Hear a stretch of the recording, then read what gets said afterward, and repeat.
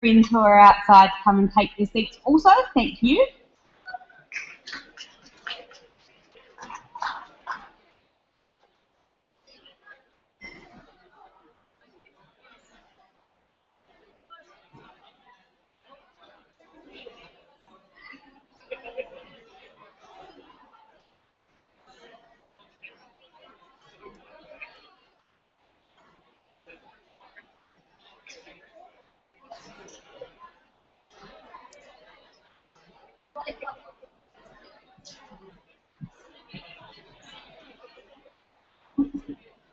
Yeah. We should work out our chairing business.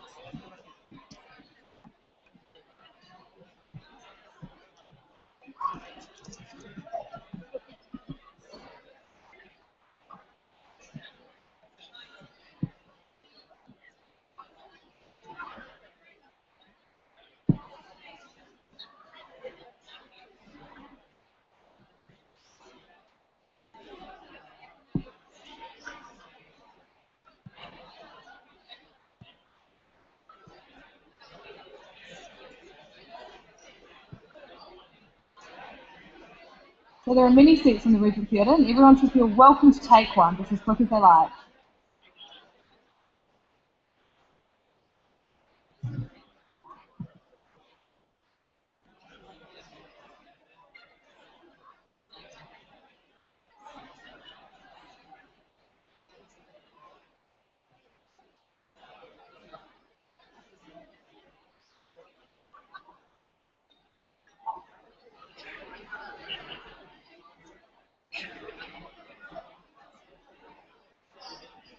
Fantastic. All right, I'd like to welcome everyone to this, the grand final of Russell McVeigh Otago Australs 2014. If you could all start to stop talking, that'd probably be really good. You've just spent the entire tournament talking, so you should probably be quite tired of it by now.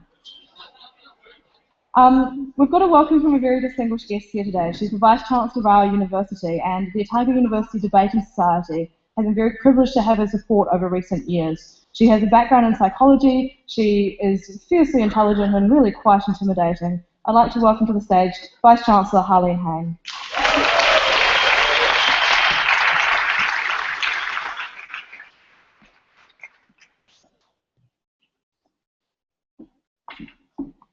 Well, thank you very much for that very warm welcome. I don't feel very intimidating. In fact, I feel very intimidated after being in the audience during the women's debate on Tuesday. I'm hoping that I can hold my own up here.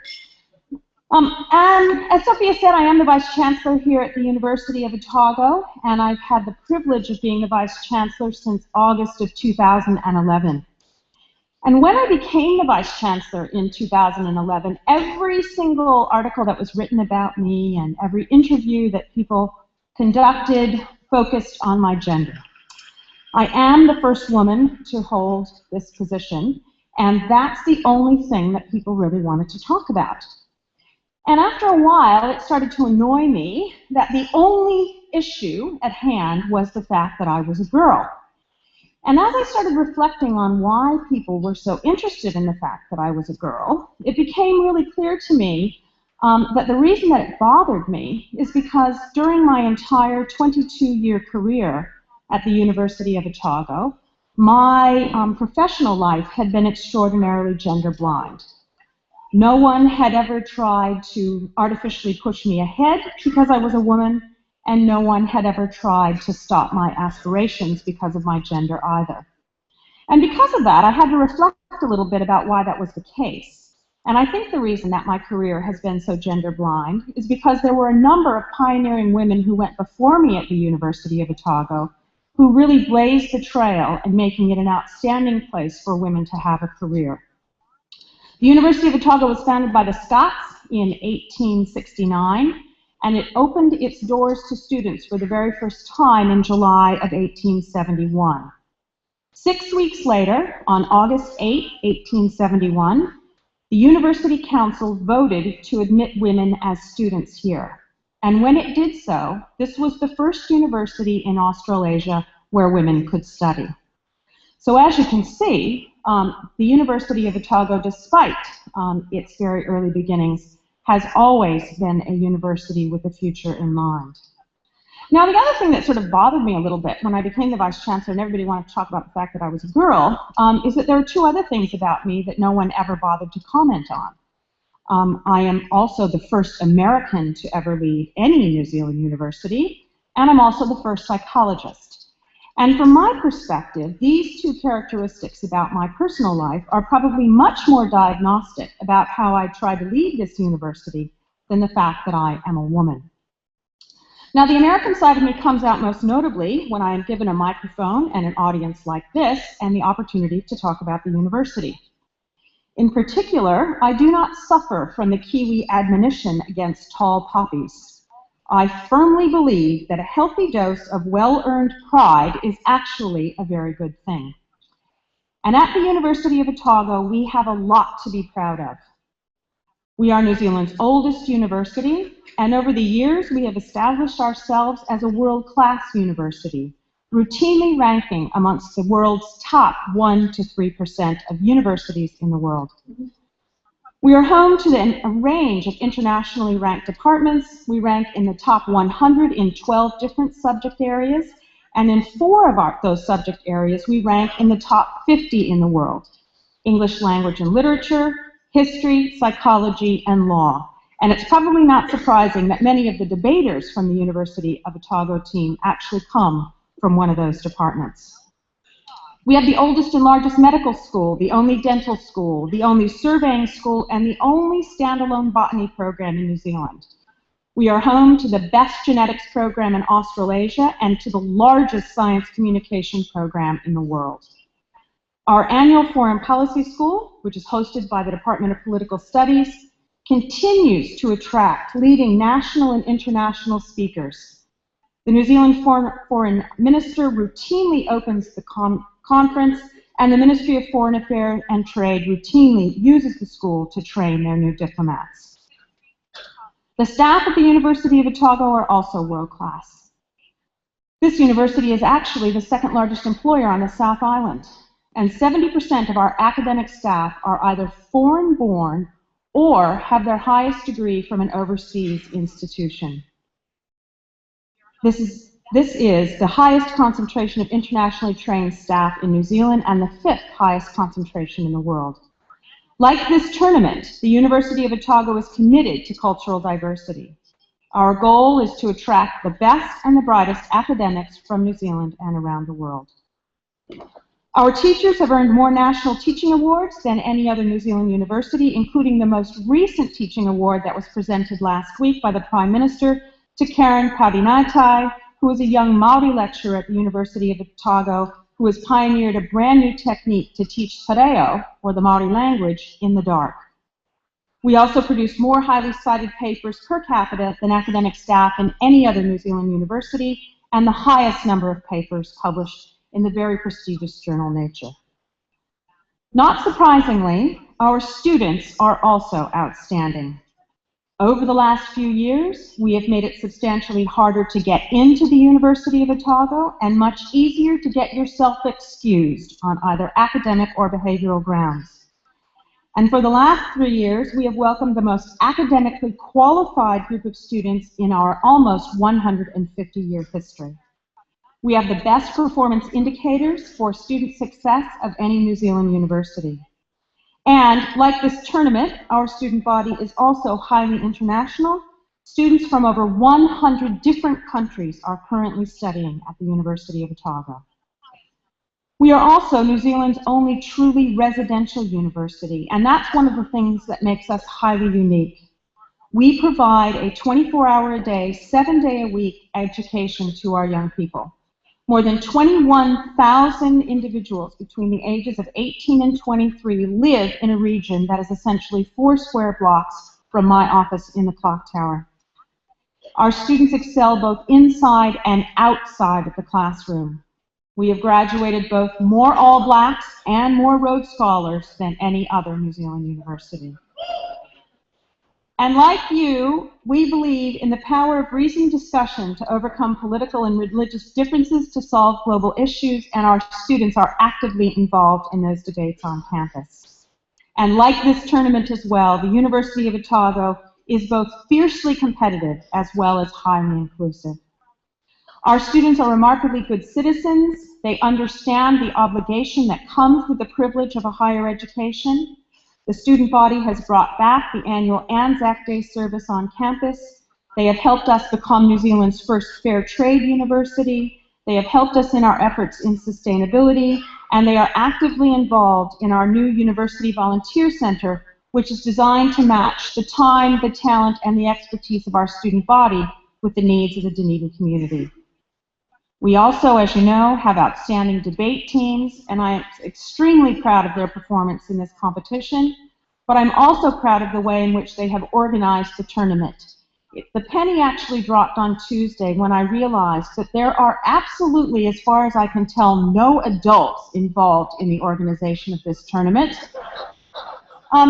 And I think it is a remarkable achievement that a group of young people have been able to pull this off with virtually no hitch. So my congratulations goes to John and to Sophia for their outstanding standing.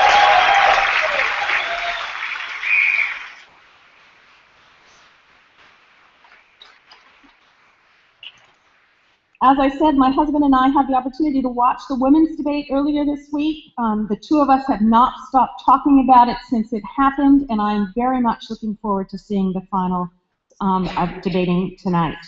I've been a university professor teaching in the classroom for over 20 years, and the energy and the intelligence of young people like yourselves never ceases to amaze me. Your passion, your enthusiasm, your dedication, and your sheer brain power has been an inspiration to me this week. It reminds me once again why I pursued this line of work in the first place.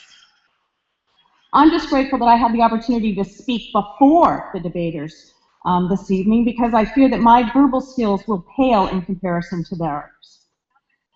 Like you and many of the other folks who have addressed you during this competition, I was also a debater when I was your age. And I can assure you that the ability to communicate clearly, to mount an argument, and to defend your point of view in an intelligent and respectful manner is a talent that will serve you well, no matter what career path you ultimately choose in the future. In closing, I hope you've all had a wonderful time in Dunedin. Although the weather can be a bit unpredictable, we still believe that this is one of the most beautiful places on the planet. As a university, we are particularly proud of our relationship with the city. We are extremely proud of the contribution that we make to Dunedin, but we are equally appreciative of the hospitality that the city provides to our staff, to our students, and to visitors like yourselves. After a visit to Dunedin in the mid-1890s, the American writer Mark Twain wrote, "The people here are Scots. They stopped here on their way to heaven, thinking that they arrived." In my view, those of us who have the privilege of living and working in Dunedin would agree. We are extremely proud to inhabit this little slice of heaven, and we have certainly enjoyed sharing it with you during this week. Nō reira, tēnā koutou, tēnā koutou, tēnā koutou katoa.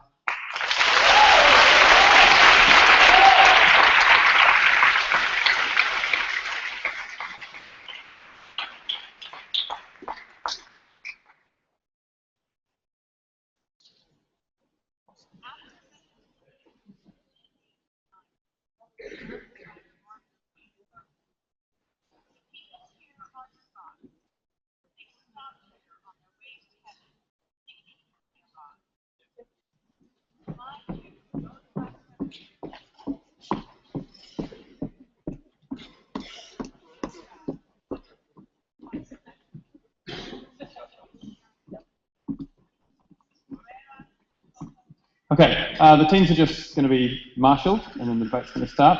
Can I please just remind everyone to take off, sorry, not to take off, to take out your cell phones, check that they're on silent, then double check that they're on silent, and check that the person next to you also has their cell phone on silent.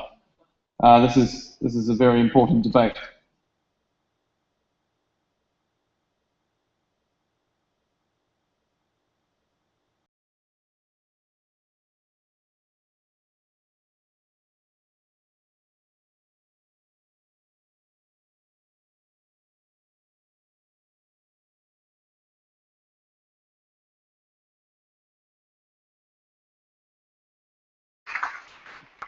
From Monash University, Madeline Schultz.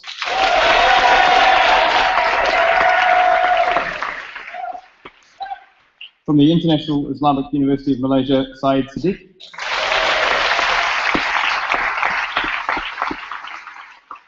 From the University of Otago, John Brinsley Perry.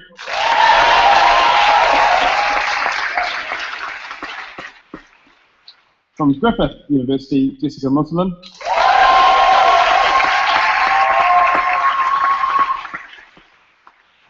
From Monash University, John Gurnane.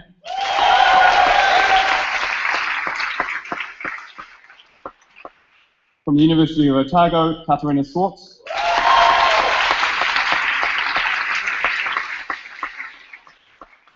From the University of New South Wales, Justin Chan.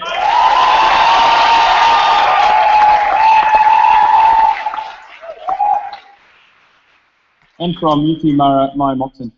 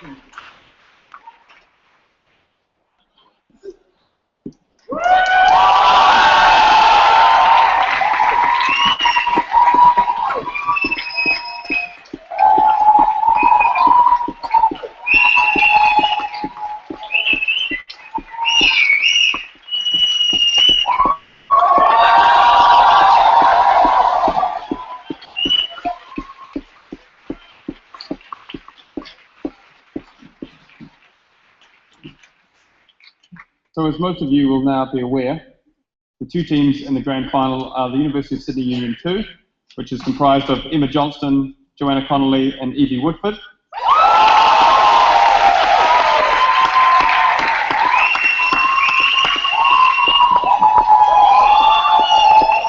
And negating the motion are Victoria University of Wellington 1, comprised of Asha Emmanuel, Jodie O'Neill and Nick Cross.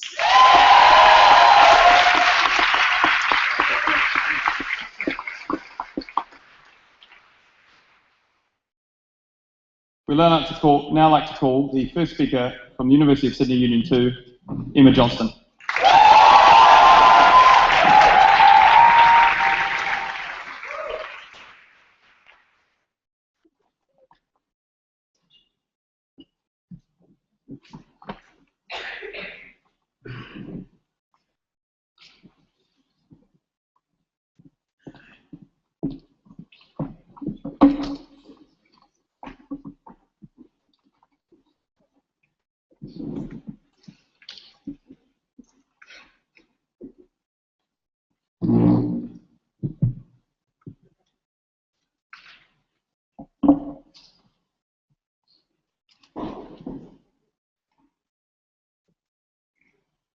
Madam Speaker, since its existence, religion has tried to take state money, state power, to monopolise what the state is, to monopolise people's lives, to take power in the name of something that people cannot question, to start wars over something that people cannot question, and to invoke in them a fear so heavy that they cannot possibly question it and do something about it. What we're going to say today is that Western liberal democracies, as institutions that seek to support the individual rights of people and democratic structures, should question how much religion does to support that and come to the conclusion they should take an active and ongoing stance against religion and its wrongs that it is perpetrated. What do we think that looks like? Obviously, that looks like making that statement, but it also looks like things like stopping the ongoing funding of religious schools over other schools, like school prayer in schools no longer being a policy that's advocated, like aggressive tax breaks for churches no longer being advocated. We think all of those policies are in line with the stance the government takes. It's also in line with the stances government takes against historical oppressions. It's in line with the stance government takes against choices like smoking, that it thinks are things people could get benefit out of, but objectively on a calculus made about its benefits for people and society is not a positive choice for them. 3 points of substandard today. First, why we think the state is obliged and should not take a neutral stance when it comes to religion, and why what Western liberal democracies stand for supports that. Second, why states have a duty to protect individuals and they can achieve that in this way. And third, how we think religions are aggressively anti-democratic and that compels states to act in this manner. To the first point, which is why we think they have an obligation to act in a non-neutral fashion. The first thing to point out here is it cannot be underestimated just how much the conception of the modern Western liberal democracy is pinned in conceptions of Christianity and pinned in conceptions of what it means to be religious. Because it's not just religion, Madam Speaker, it's specifically Christianity. Why do we think that that is a thing that exists? You can see that, Madam Speaker, purely in things like what are endorsed as public holidays. What are the endorsements you need to become a politician, or even, God forbid, to be a sports star that people will respect? You have to be Christian in most Western liberal democracies. It's also reflected in education policies. The preference literature grounded in Christianity and grounded in religious ideas of what it means to be ethical or what it means to be a good writer. That's also true of ethical policies that are taught in schools in the name of the Ten Commandments, even if not explicitly mentioned in that manner. What does that mean, Madam Speaker? It means that the state is grounded in an institution it doesn't acknowledge and fails to acknowledge just how pervasive it is. We think that's discriminatory against other religions and in a way that it can't fix without aggressively being against religion, but also against the majority of people who are atheists or agnostic, or increasingly who name themselves as faithful but are not religious. We think that the state should represent those people in a way that it has failed to do historically and has made ingrained in its culture. But also, Madam Speaker, we think the state should act against a culture that tells you that remaining in religion is the correct thing to do, and that supports a lack of impetus towards changing, that tells people who grew up in Catholic families that there's no active stance against that, that that's the moral right that they should fall back upon, and that going out against it is more of a fearful thing. We think states have an obligation to act against that norm. But thirdly, Madam Speaker, we think these institutions are necessarily exclusive. They say there's only one way to achieve truth, and even if one of these gods, Madam Speaker, is God, not all of them can be, okay? So at that point, all of these religions are fighting over ground where they think power is incredibly important, and even if they are kind to you, they still hate the fact that you don't believe in their religion. And that's, Madam Speaker, what's also led to racial tensions that are exacerbated by religious divides and divides within politics that fail to be resolved. Madam Speaker, we think the state has an obligation to act against what it's historically done wrong. It has an obligation to act in favour of people who don't have the voice that Christianity in particular, but religion in general, has in politics. And as I'll talk about, it has an obligation to act in people's best interests. Second, what does this mean in terms of people's individual interests? Because we think religion is incredibly destructive in the lives of people who both subscribe to that religion and who don't. To the first point, Madam Speaker, we think that religions ground themselves on being exclusionary, both to non-religious people and people that undermine the power within those groups. What that means is there's an incentive to suppress voices that would speak and criticize against your religion. And there's an incentive to do that on the basis of things that are hard to question or dispute, because you can say that it's the word of God, or that you have power entrenched through a source that cannot be questioned. We think that kind of quashing of voices is something that democratic institutions should speak out against. But also democratic institutions should speak out against people who seek to deny the worth forevermore of anyone who doesn't believe in the subjective choice that they have made, and say that that makes them less of a person and use that as an excuse to persecute them through institutions of the state. Second, they exclude and have historically excluded people like women and like gays in abhorrent ways. We think first, the state should act against institutions that historically have perpetrated wars against other religions and also have perpetrated wars against women in ways that the places like the Sydney Diocese discourage women from being in the church at all. They seek to displace women's rights on the basis of a subjective decision they've made about religion that they can't prove to be true, but also that preferences, rationality in a way that is unable to be questioned by those people and entrenches religion as part of the state. Madam Speaker, it's important for the state to do this, to undermine the way those religious people have sought to consolidate their power through state-based policies and through official means rather than just societal ones. Third, we think religions encourage self-hate and encourage people to resent themselves and to be more unhappy throughout their lives.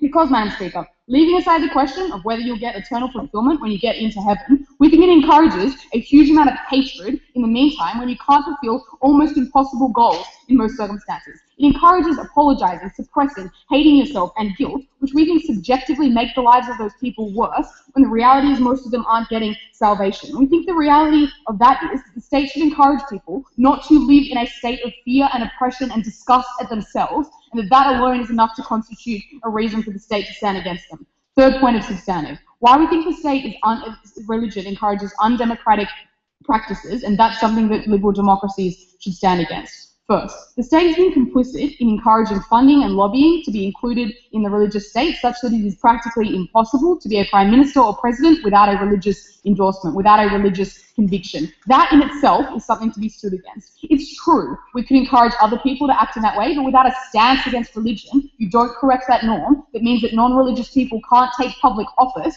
or have to pretend to be religious. Madam Speaker, in states which realistically are becoming increasingly plural and multicultural, we should encourage that element of the state in something that values democracy. Second, religions themselves are anti-democratic. They rely on power being about having the capacity to excommunicate people who disagree, about power coming from a place that is you are unable to question, and that interpretation solely rests within the domain of particular people who have God-given power. And let's also note here, Madam Speaker, those people are realistically men. What does that mean? It means that it preferences irrationality and doesn't preference the ability to criticize those views. And religions shouldn't be able to perpetrate that kind of irrationality and that kind of suppression of other people's ability to criticize them. We think that when what the actual contrast of a state is compared to what we would propose is one where you fund religious institutions and support their dominance over culture, that's a thing that needs to be questioned. Lastly, Madam Speaker, we think what they do is monopolize power. By having the religious bases that happen at the moment and by exercising power over people in the name of God in something that they cannot question to make political decisions, as is the reality of churches in America, they monopolize power in a way that can't be questioned, and in particular, in a way that agnostics or atheists don't have any kind of organized dominant power balance to manage that to. Madam Speaker, on balance, religions harm individuals, they harm society, states absolutely need to stand against them.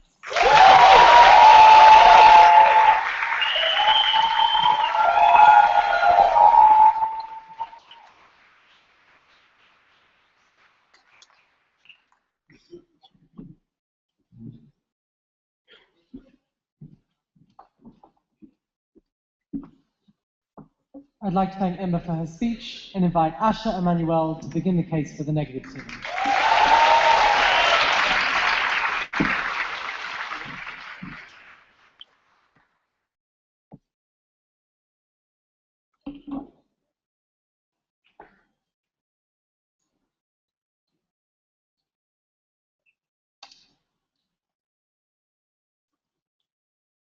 You're off to a really bad start when you decide to call the worldview of a great many people, the meaning in life of a great many people, something which is a preference for irrationality. And I want to hear from the second speaker, the affirmative team, what quite it is that they think is rationality on that side of the house. What doctrine do they want to replace meaning, salvation, hope, truth, love from the Lord, whomever it may be, for you with? Is it simply going to be some beige kind of capitalism? The idea that we're going into an increasingly plural community seems to be, on one hand, something they want to celebrate, but on the other hand, something they want to stamp out using some secularist state power. And we don't, on this side of the house, have to stand for tax breaks for churches. We don't have to stand for increasing direction of resources towards religious institutions, because we think the general conception of a liberal Western democracy is secularism. We think those things are on the decline anyway.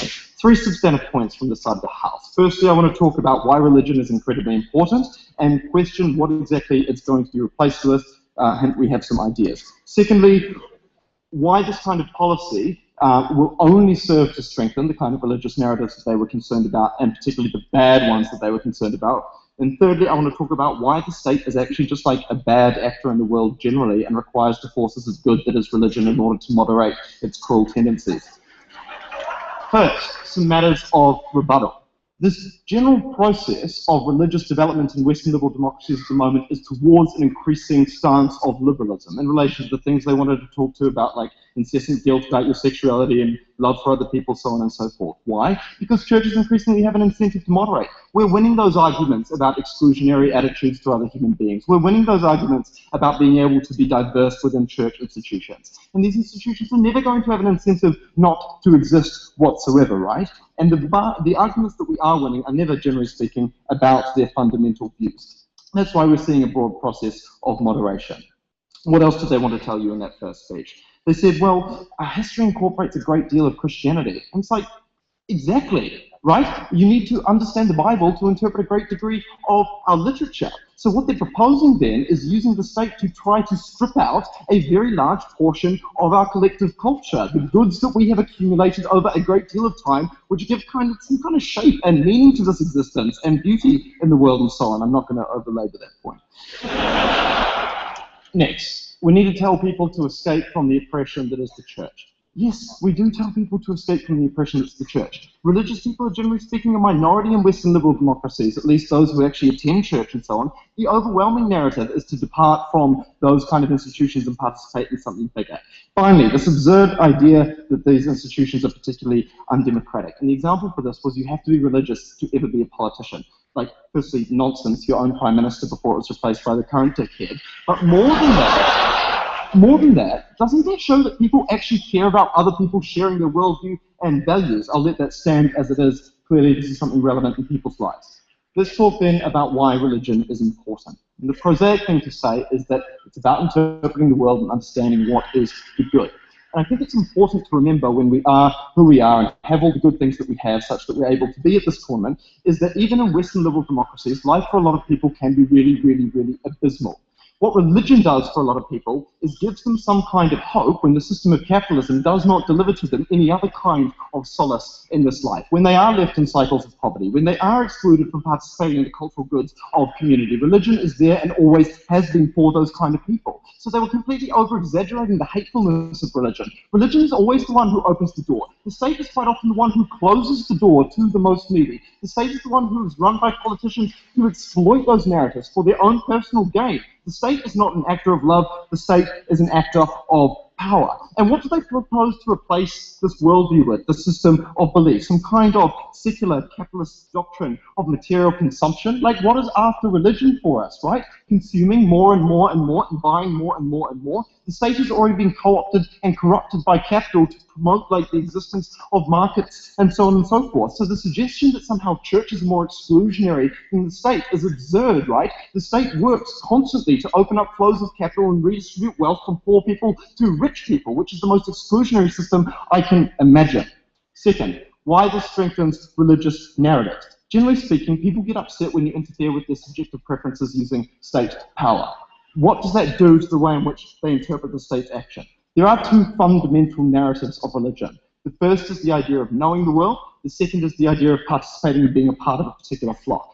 The first foundational narrative of religion is very much under attack by the institution we sometimes call science, because we're now able to interpret large volumes of the world by reference to that. The second narrative, that of being a part of the flock, is what extremist religious groups trade on most commonly in the modern world. It's the idea that you are persecuted. It's the idea that your ideology is being marginalized to the outside by the godless forces of the state. Those are things which unify religious groups and make them unquestionably undemocratically accept the worldviews of those they trust more than the state. So this policy is a unifying force, right? But not just for their general kind of beige, post-religious, post-meaning capitalism, but it's a unifying force for those who still possess some kind of alternate conception of meaning, but against state policies, because it contributes to an embattled narrative.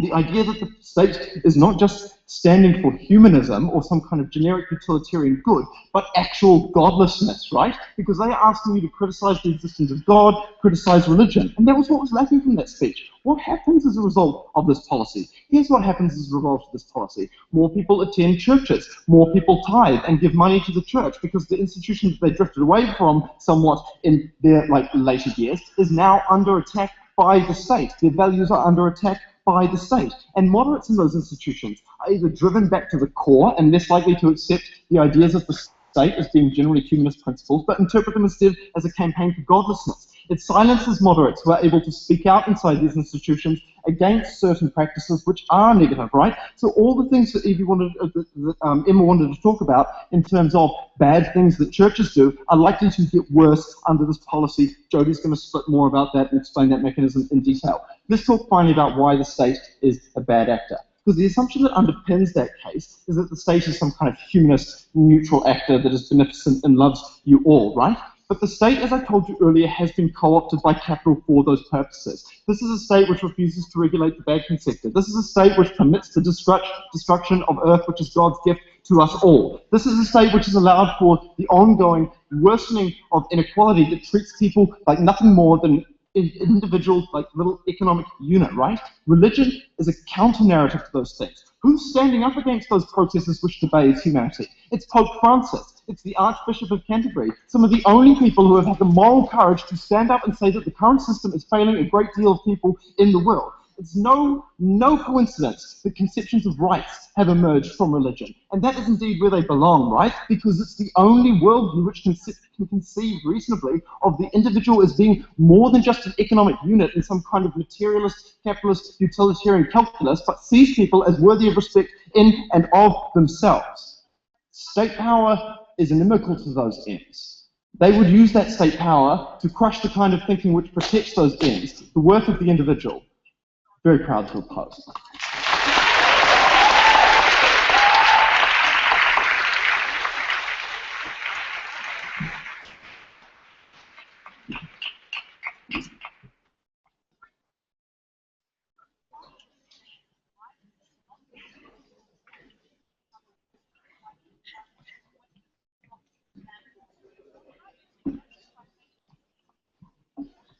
We'll now call the second speaker from the affirmative team, Joanna Connolly.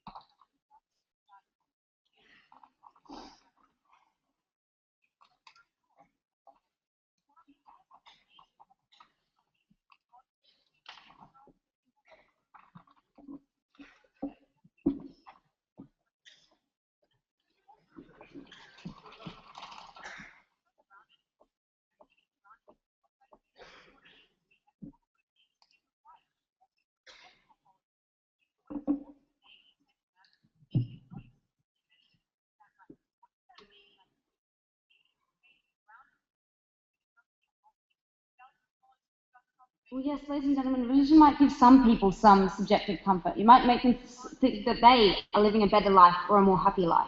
But that's always based on the exclusion of someone else.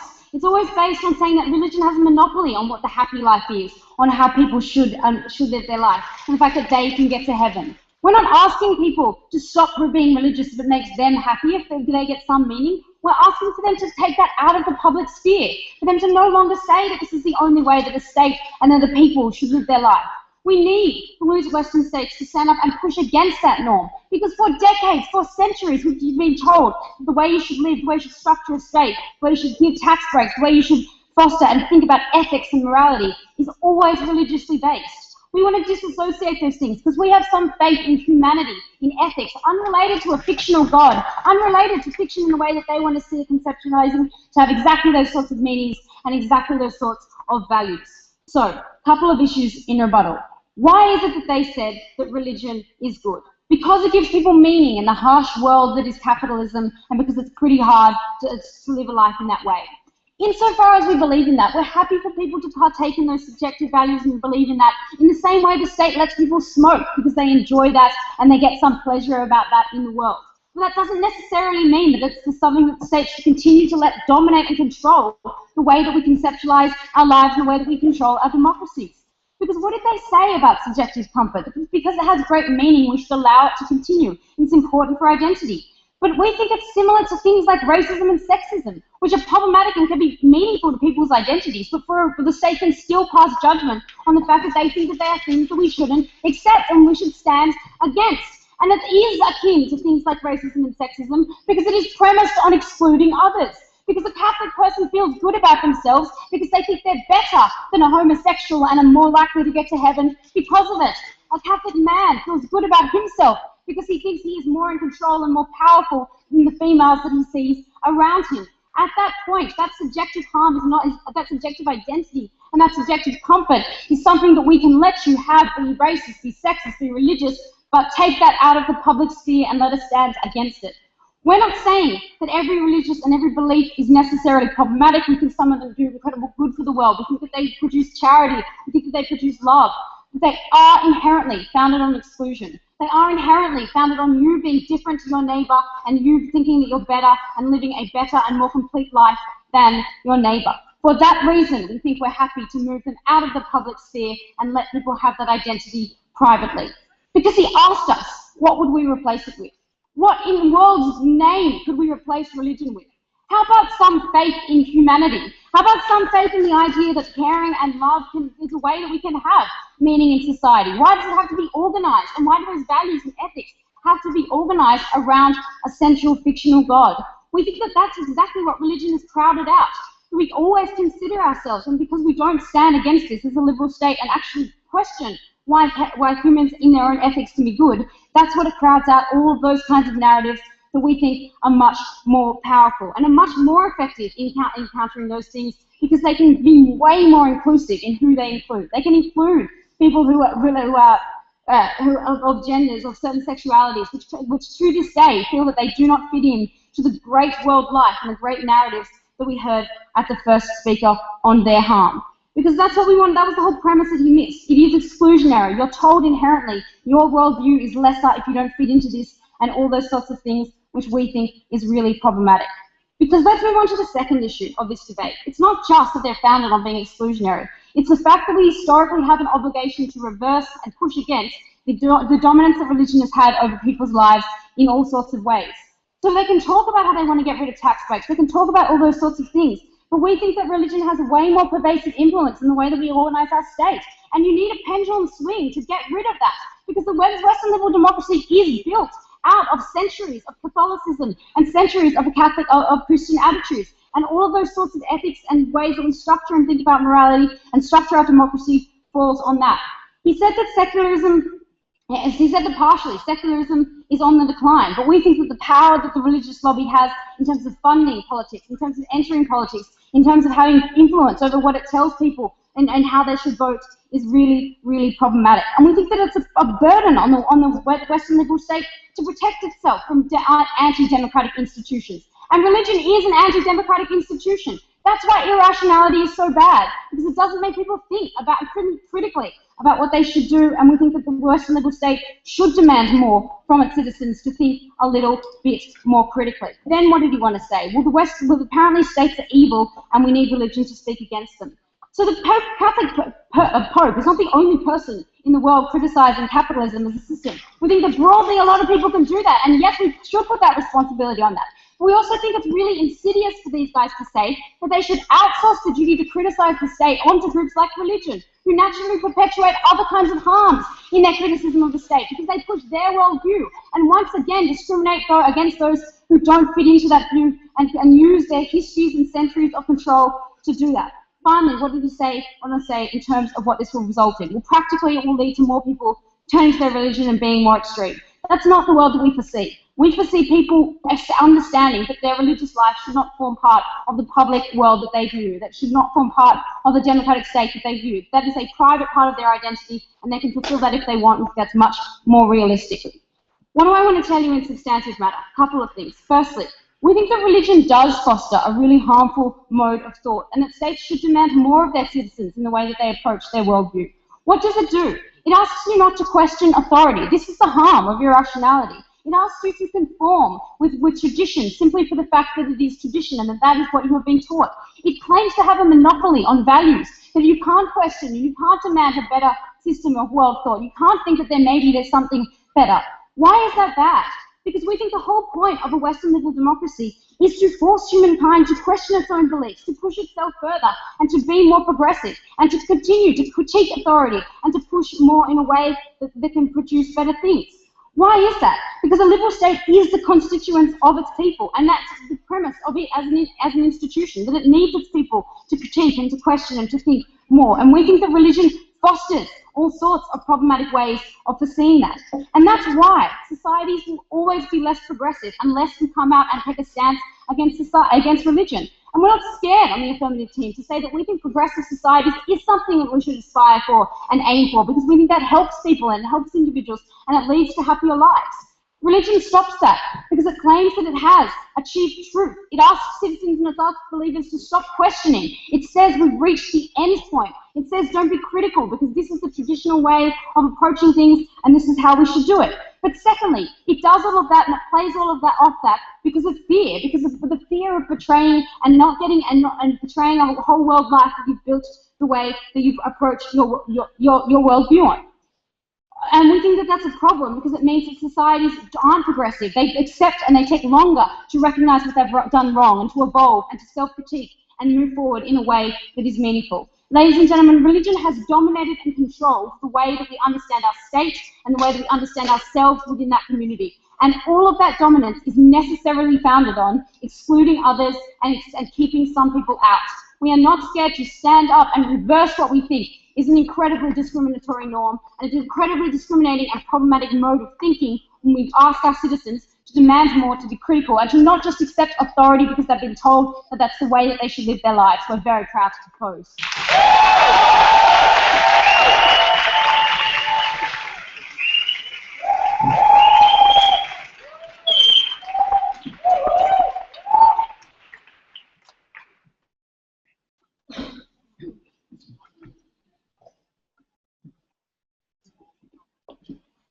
I'd like to thank Joanna for her speech and invite Jodie O'Neill to continue the case for the negative team.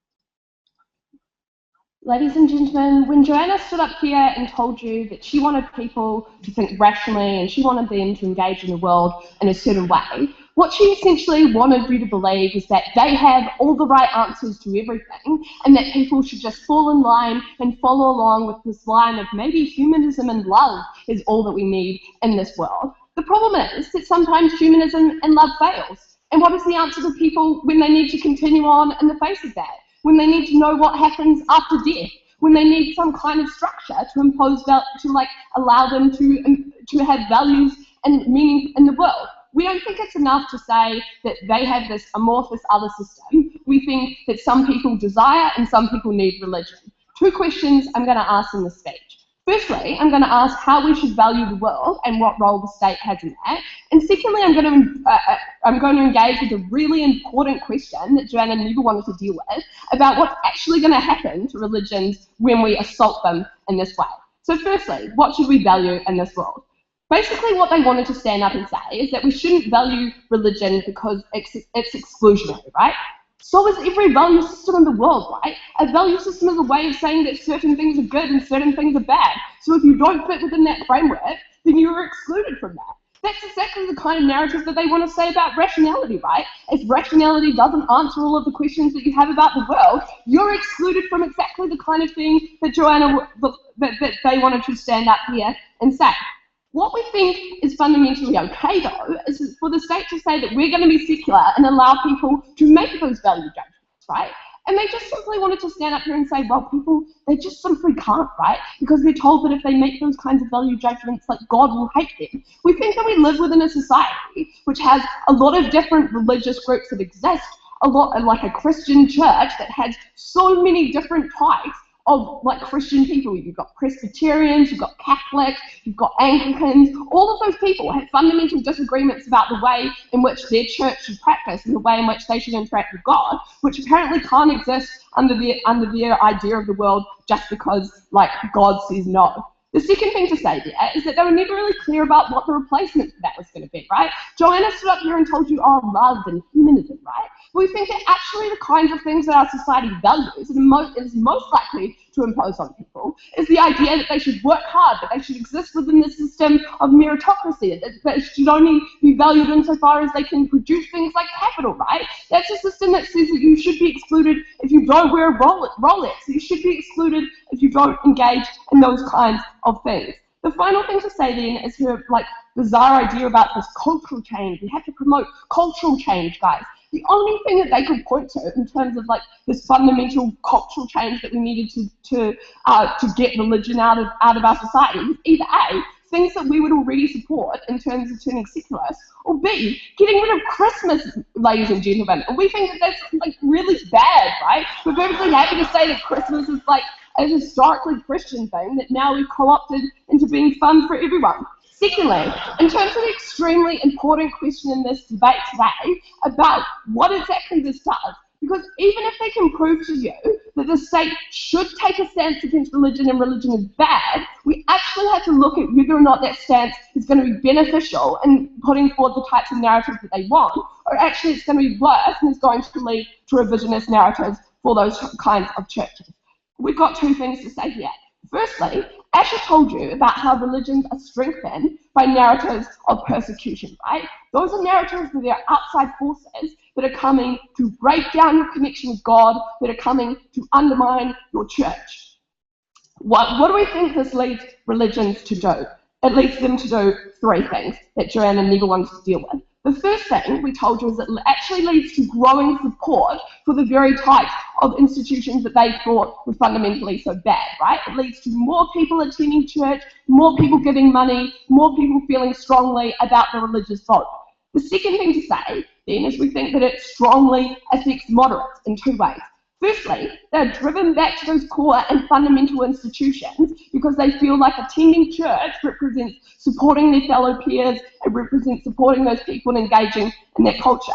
But finally, we think it silences those moderates because if you fundamentally believe that women should be able to be bishops, that seems to you like a lesser battle than saying you should be able to exist as Christians at all, right? So we think that that narrative is something you are willing to silence when fundamentally you have to fight for religion itself. Final thing to say is that we think a lot of non-religious people also find this as an affront to them, right? We think that people who grew up in religious households but aren't themselves religious, or people who just generally understand the way in which religion operates within society, are actually going to see this as fundamentally affronting, right? This is in the way in which, we've seen that people don't like the idea of forcing churches to marry gay people, right? We think that obviously some people support that, but other people think that is an affront to their freedoms, and most people value those kinds of freedoms because they understand what that means to those people in their lives. What do we get at the end of this point? We get a church that is far more radicalized, a church that is far more likely to be strong, and a church that is far more likely to do the kinds of things that we don't like religion to do. Because obviously we accept that religion is in some instances can be bad, but we think that overall people get some positive things out of it. Final point, in terms of why exactly we think that churches internally changing is able to happen, but we just get rid of all of that under their model. First thing to say then is that there are incentives that work on churches, right? The first thing to say is that you can't offer salvation to anyone if you don't have anyone to offer it to, right? So you need to fill out your churches, you need to have people there. The second thing to say is that churches, like the Roman Catholic Church, exist as cultural institutions in a way that mean that they want to be seen in certain lights. Obviously, that means that they have incentives to try and appeal to certain types of people. And we don't think this means that every time public opinion shifts, that they change their minds about things, but we do think it means that slowly over time, like the Pope saying that people who had AIDS in Africa could use condoms, those kinds of changes happen slowly over time. Ladies and gentlemen, there is no incentive for you to be annihilated, right? You cannot provide salvation to anybody if you no longer exist. So we think that the incentive goes back in the other direction, right? The incentive goes back to try and claim really, really fundamental things about that religion. We think what that does is it puts those people, given the feeling that they're under attack and that they have to take back every single space that they can. Fundamentally, what that means is we get worse religion. Where are we at the end of my speech, ladies and gentlemen? We're in the position that we can recognise that sometimes church has value for people, and that sometimes there is some stuff we don't like about it. What do we get under their system? We get a system that tells you you can't vote based on your value system about the world because they've got some better source and some better reasoning, not really sure what it is. But we also get a system that makes those very parts of the church that they don't like worse and far more exclusionary, because we think that that is something that fundamentally churches do when you attack them. Very happy to oppose.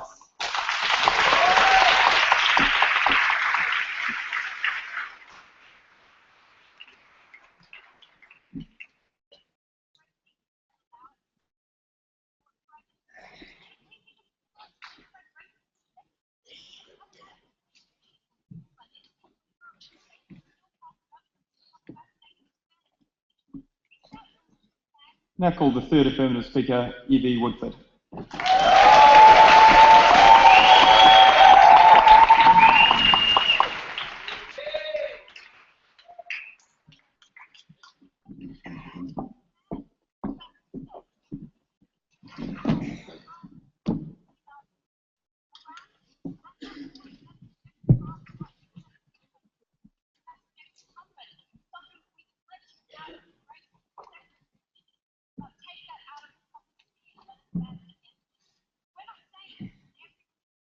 The opposition told us that religion gave you community, it gave you structure, it gave you hope, it gave you patterns. But so too did people who believed that certain races were inferior. It gave you something to collectivize against, something to form your identity behind. So did sexists get some benefit out of collectivizing around that identity. But the reason that the state stood firm in saying that that kind of identity was a less favourable one than others is because it brought huge harms on people who it chose to exclude. That is the case that we think that Western plural democracies should support. Because, Madam Speaker, if the opposition was baffled by what religious people could replace religion with, we thought it was the sorts of things that atheists already replaced it with under the status quo, like belief in humanity, like belief in overcoming adversity, like plurality in terms of what you value, like questioning your beliefs. Those are the sorts of things that we thought the Western plural democracies should support at the expense of the exclusionary, divisive, and corrosive religion. Two questions in this speech. Firstly, what are the obligations of states under these kinds of narratives? And secondly, what does this do to the churches with or without a public condemnation of them? Firstly, about the state. The first question I want to ask is whether the rights of individuals who believe in religion and who seek or get some value out of those religions should be valued more than those who are excluded by them. Because what we think under our side of the house is that for every Christian person who gains an identity or gains support from saying that God exists and they're going to heaven, comes at the expense of a gay person who can't access that religion, of a woman who can't achieve power in that community, or heck, a Buddhist person, or an atheist person, or a Jewish person. And it wasn't enough then for the opposition to say, well, what we're doing is moderating those religions, so it's likely to be more inclusive. Because that ignored the central premise of religion, which is that there is only one way to get to heaven. So that even if you're not actively persecuting or engaging in crusades against other religions, you think they are wrong. You think that their value set is less valuable than yours. You're likely to vote in those ways, to donate your money in those ways, and to corrode the state's ability to achieve plurality. But then we heard, what else are you going to replace it with? Because this is actually probably the question that we would ask citizens of these societies to make. This was a lot of Joanna's material, that people shouldn't default to a doctrine who tells you that all your decisions are pre-formed, pre-created for you, that every time you consider your voting pattern on a policy, you should be forced to consider whether you as a human being support that policy or whether some amorphous God has told you to support that policy. We don't have to answer this question, Madam Speaker, because we would ask individuals to answer that question. We would let people choose to buy into capitalism if that's what they wanted to choose to value. We would allow people to buy into humanism if that's what they would choose to value. We would allow people to buy into feminism, to race narratives, all these sorts of things that we think are more empowering in terms of creating those identities. But even if we wanted to support the idea that it had to be filled with something, we think that it is preferable that it is filled by something that is less corrosive to the people who are around it. That even if what we had to defend was the replacing of this with capitalism, that the state itself could correct some of the harms of capitalism by redistributing income, by providing these sorts of services. But the problem with religion is that religion is a god unto its own, that it can't be moderated, that it can't be regulated, because it itself says it is above and beyond the control of that state. But then, Jodie told us that some people want religion, they like the comfort of religion, that she herself would be bummed if Christmas didn't exist. She told us that no, it's great, it's now just a consumerist holiday, not a religious one. But that ignored all these school children or the Jewish children who were laughed at because their parents told them that Santa didn't exist, that Christmas wasn't a thing, that they were excluded from Easter and Easter eggs, and that those sorts of narratives about a collective identity were exclusively Christian at the expense of any kind of plurality. That was the secular state that was actually a Christian state, Madam Speaker. But secondly, do we need religion as a counter-narrative to a failing or exclusive state? They get two kind of narratives under this. The first they told us was that it was really great because religion, like Pope Francis, voices moral outrage. But the problem is religion demands a monopoly on that moral outrage. They will wash the feet of the poor, but spit in the eyes of the non-believers or the homosexual. And the problem with that sort of thing is it creates a narrative that says that the only way you could be opposed to certain policies is on a religious framework, that is the righteous path to take. But the problem is that that state, on a secular basis, should critique itself. That it's not enough to outsource these kinds of obligations to a religious group. You can merely hope, but not demand these sorts of questioning and redistributing policies.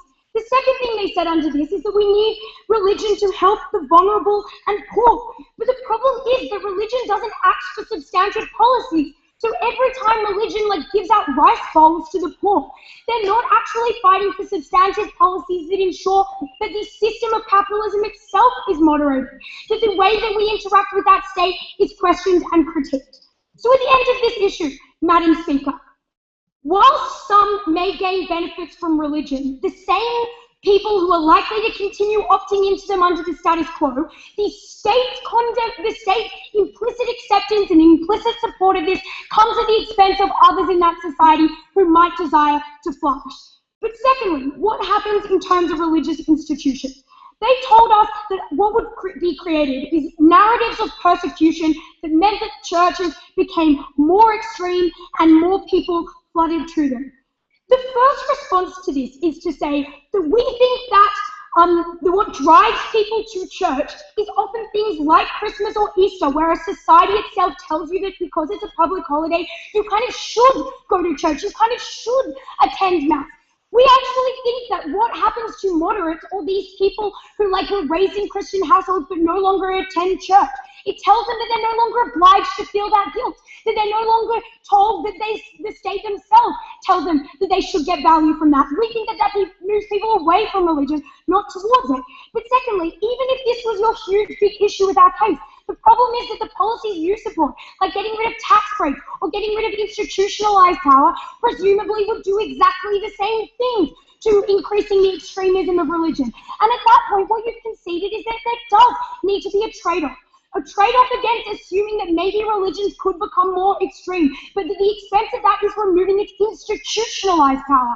Because our issue isn't necessarily with the extremism of religion itself, but the extremism of when that religious bloc influences policy to become extreme. So when you're able to fund and to lobby that government in ways that are corrosive, and that is inherent to the government not taking an affirmative stance on it, because it says that religion is just like any other lobby group, any other special interest. But it's not, Madam Speaker.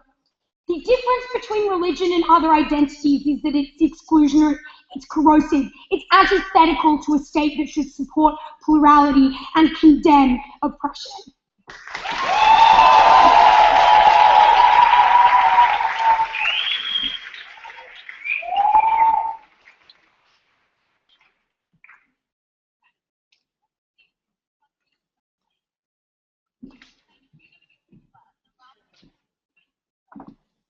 I'd like to thank Evie for her speech and invite Nick Cross to conclude the substantive portion of the debate.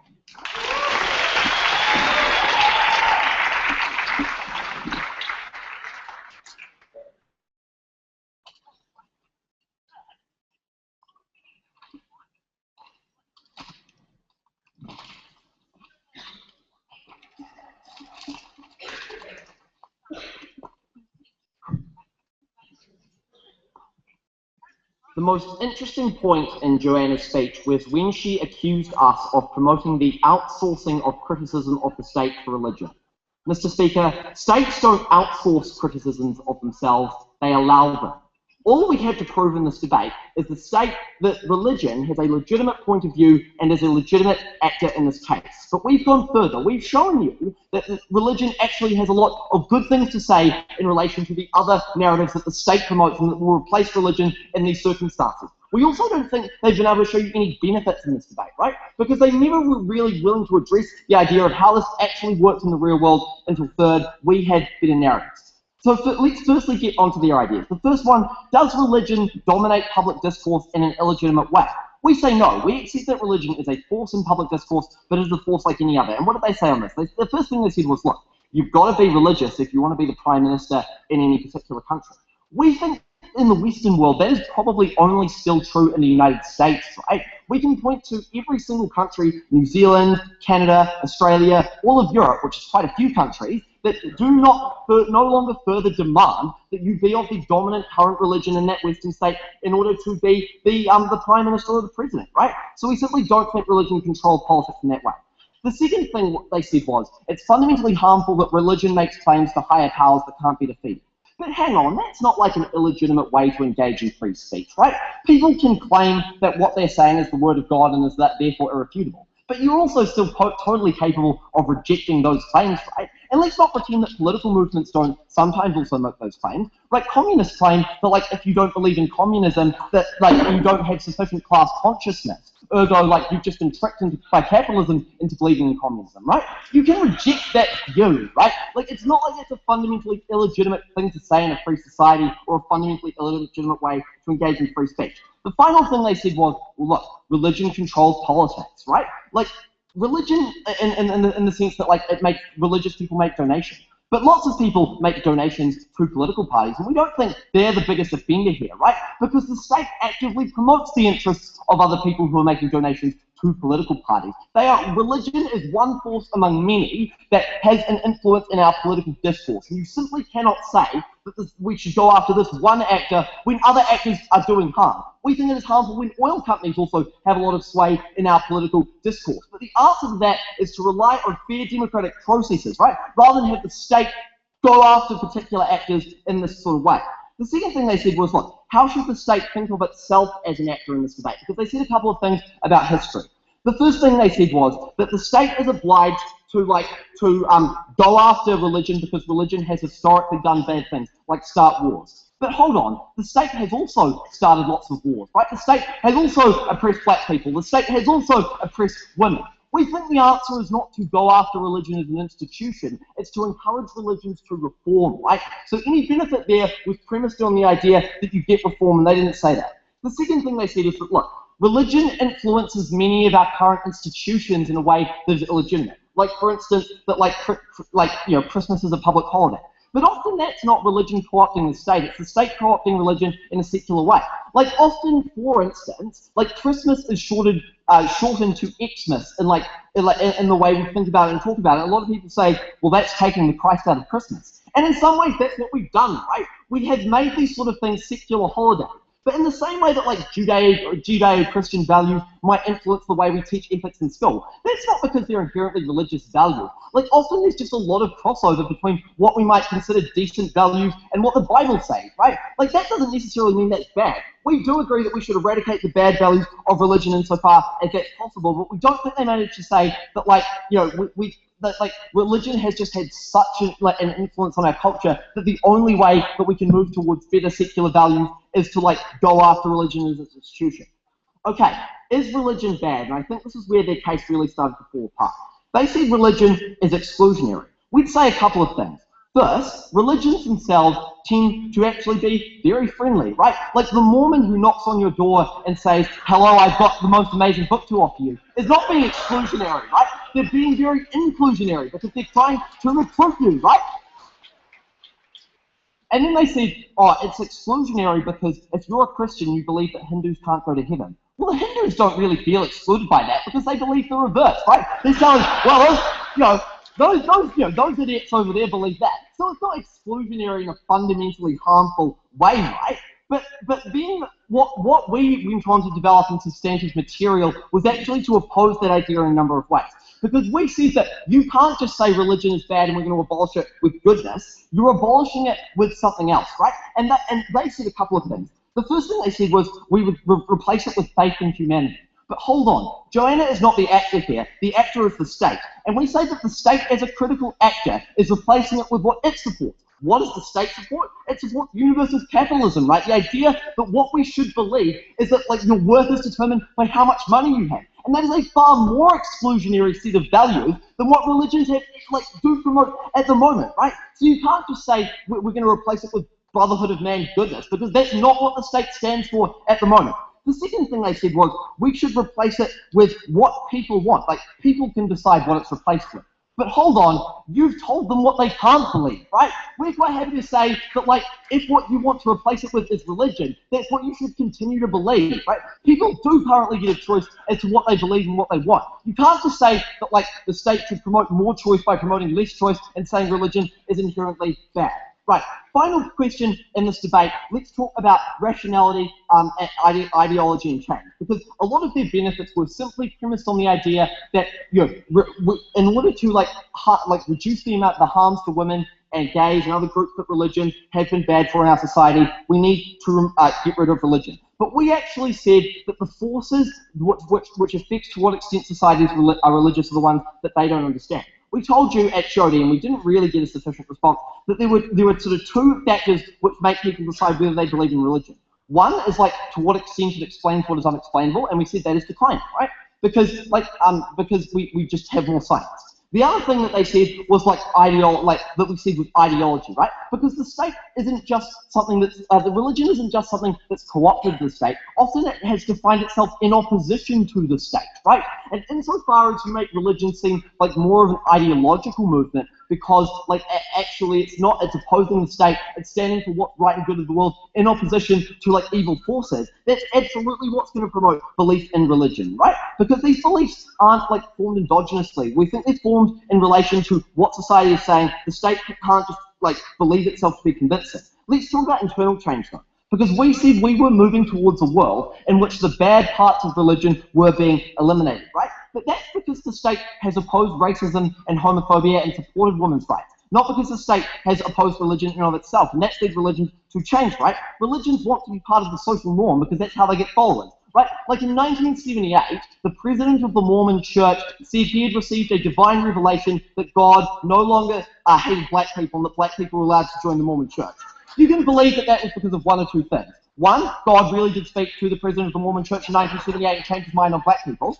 Or two, that general social forces and pressure were convincing religions that they should change their views on discrimination, right? And we think that is a process that best occurs when religions have the maximum incentive to change that. Because religions are never going to accept their own abolition, very proud to oppose.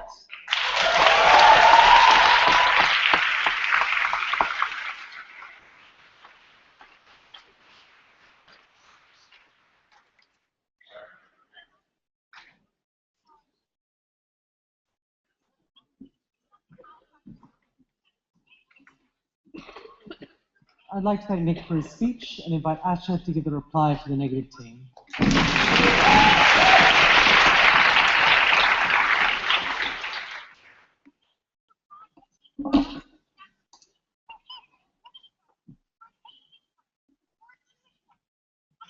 I want to begin with a cautionary tale. Look at me. I have no God, and people will tell you that I have a bit of an overt tendency to refer to the abyss too much. It's because I have no other grappling hook for truth in this world, and I'm not going to go down that path. Don't worry, I'll spare you this evening. But that's a super duper important question in this debate, and has really not gone resolved for want of engagement from the affirmative bench.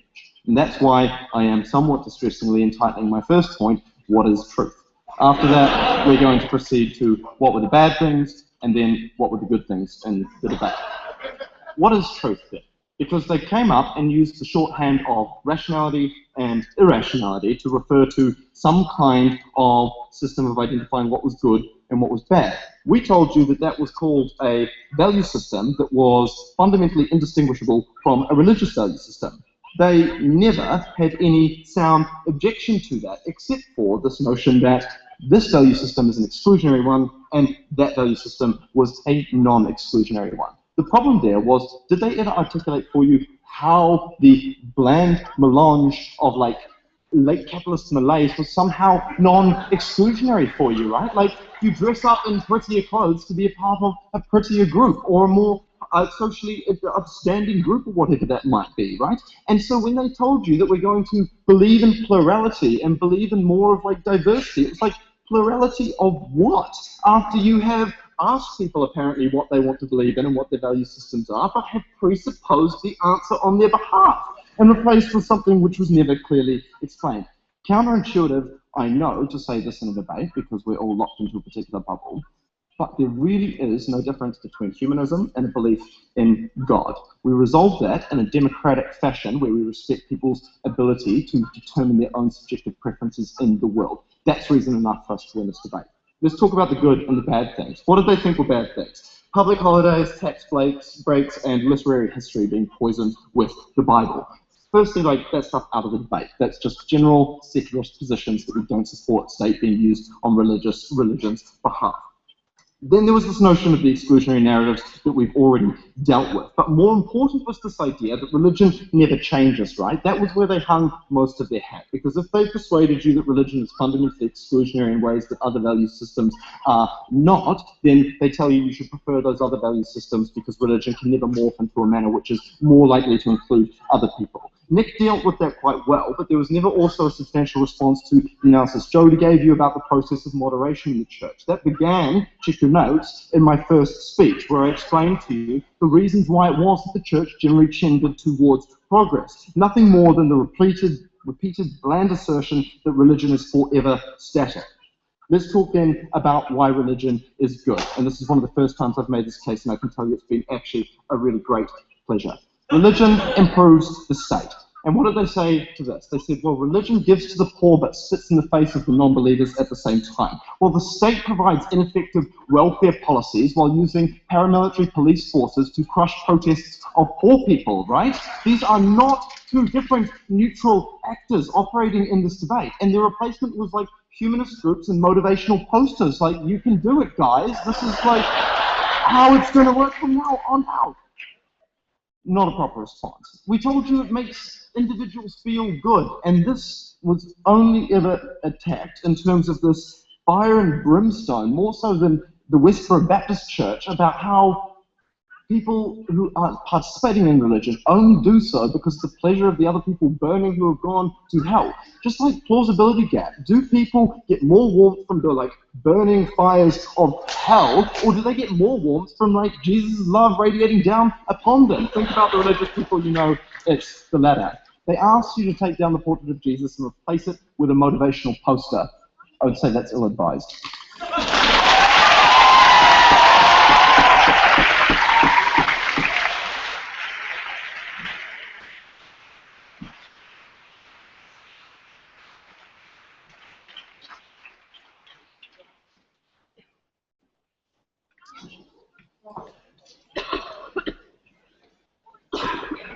To conclude the grand final, we'll call The affirmative reply, Emma Johnson.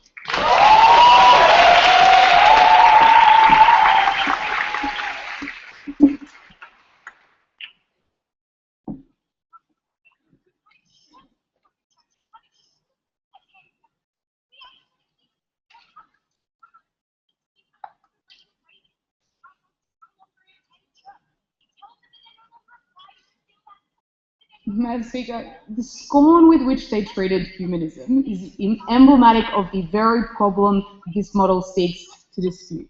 That it calls humanism bland in the face of a blandness of religion where you choose between which God will spite you, where the best idea of progress is a regressive leader who hated on racial minorities and sexual minorities, receiving a revelation decades after the rest of society had moved on. That's their idea of progress and of change in society. That's not a society that Western liberal democracy should endorse, which is the position they take at the moment. Two issues in this reply. First, how should liberal democracies structure their societies and endorse the structures in their societies? Second, how does this impact individual people? What outcomes do we get?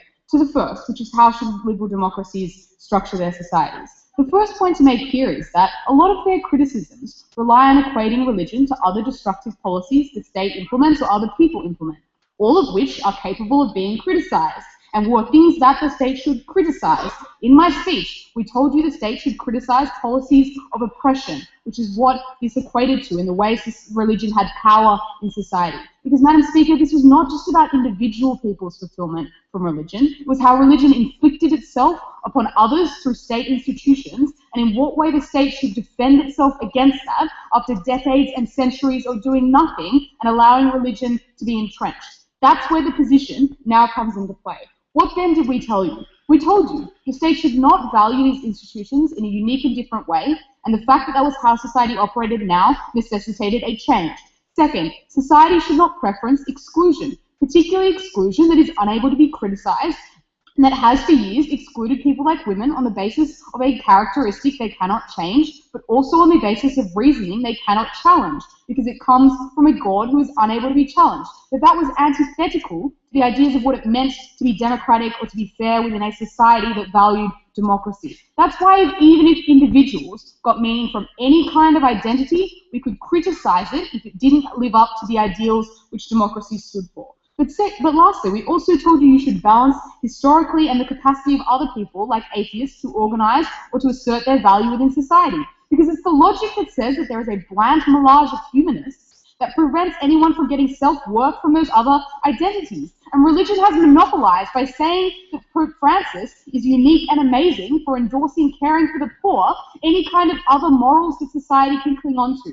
The fact that politics has structured itself around those morals is the very problem. Then, Madam Speaker, what did they try to do?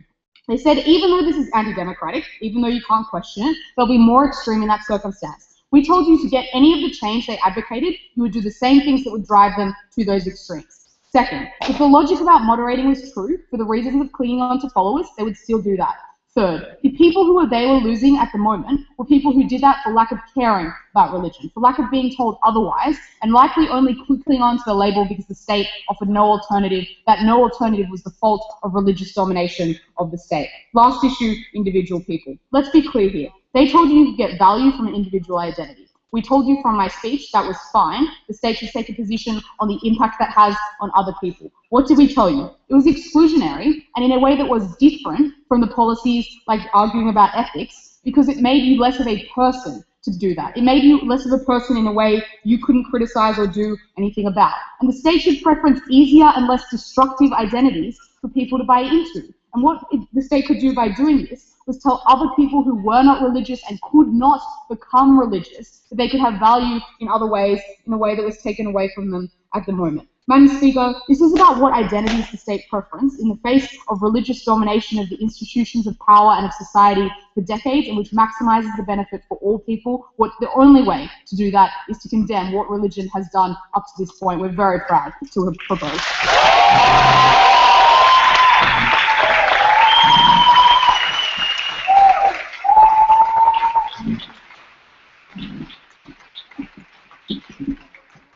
I'd like to thank Emma for her speech, and indeed all speakers for their speeches in what was an exceptional grand final.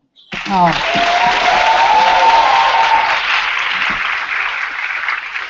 I'd now like to invite the adjudication panel to retire backstage to consider their decision.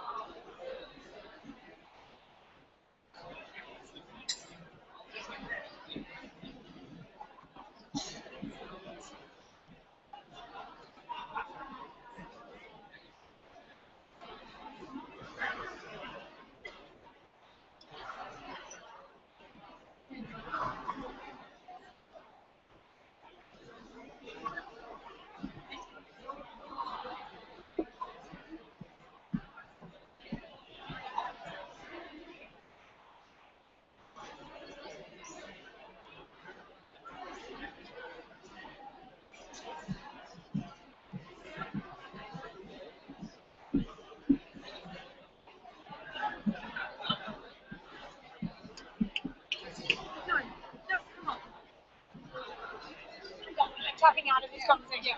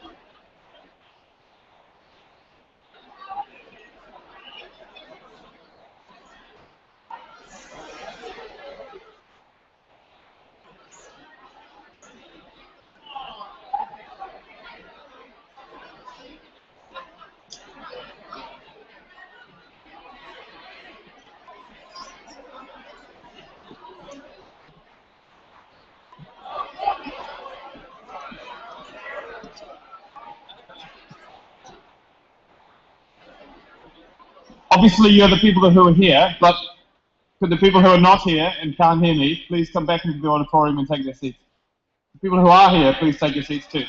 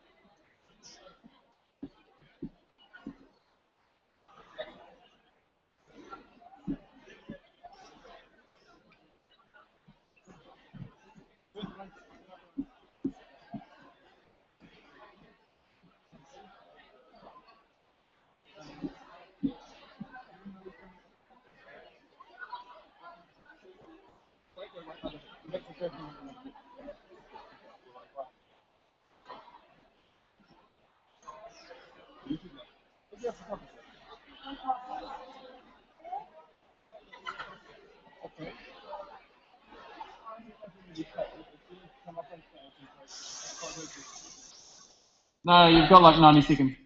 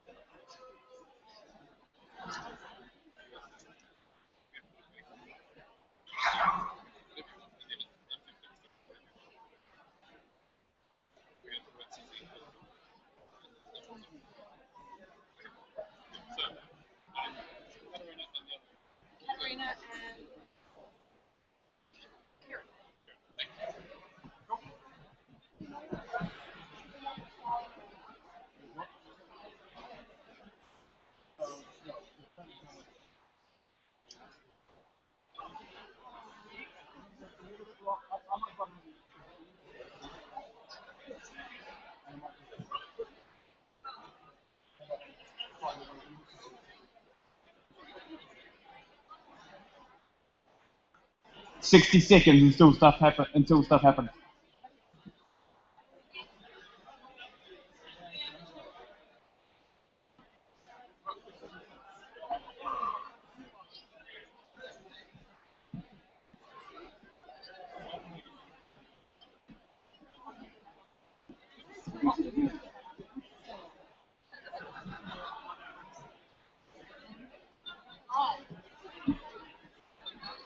Is Victoria 1 in the room?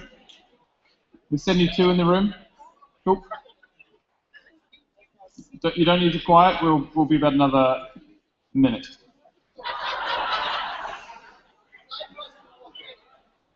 It's just really contentious. I don't know the results. I'd actually like to formally announce that me and Swain don't know the results. We're conflicted off the final. Don't look at us. We know nothing.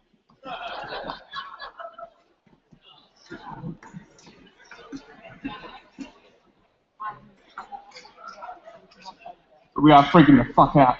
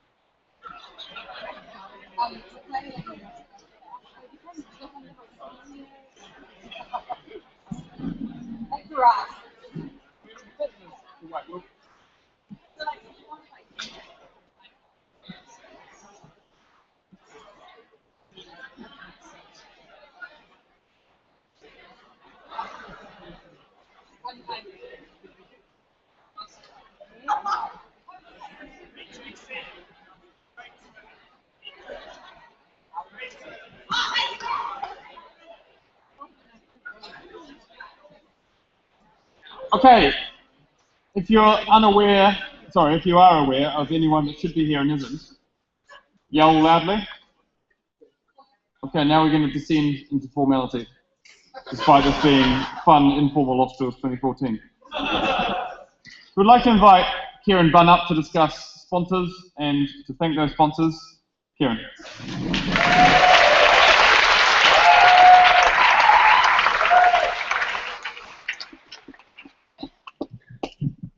Right. So while this might be kind of dull and formal, it's almost in some ways perhaps the most important announcement in Australs, right? Because all of these sponsors let everything else that's happened happen. You know, if you guys hadn't been so great to us, we would never have you all here. You'd never get to do, I think literally thousands of hours of debating that's taking place would not have occurred without these guys. So thanks to them. Specifically, we'd like to thank the Vice-Chancellor particularly for what she's done for OUDS. I mean, she's really, the funding we've received changed the standing of Targo debating. And by changing that standing, it allowed us to do things like bid for Australs. But specifically for Australs, the access to all the rooms you guys have been debating in is all thanks to her and university. And that's, you know, we could not have done it without that. We'd also like to thank Galloway Cook Allen. Yeah, I think that's a round of applause.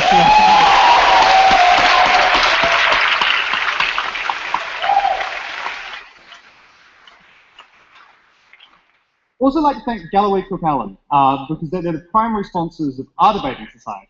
And as I said, Targo debating really has had quite a dramatic rise. You guys may have noticed in debating, you know, we're here doing things we never doing before. And that's largely down to them and the money they've given us to, you know, let us do this kind of thing.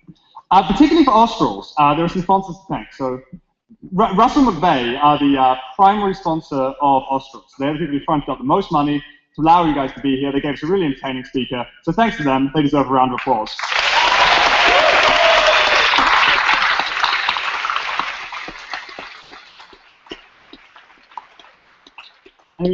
As well as Russell McVeigh, we've also received some quite serious funding from Contact Energy and DCC Tourism Dunedin, who provided a lot of assistance and funding and a whole lot of little things that just made the tournament run so much better.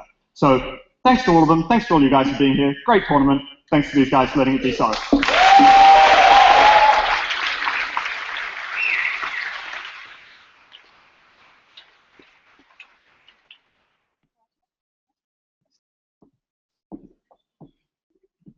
We're now going to proceed to the announcement of the top 5 reply speakers at this tournament. And if you can come on stage as we announce you, so that we can congratulate you. The 5th ranked reply speaker at this tournament, on an average of 38.67, from the University of Sydney Union, Anthony Paul.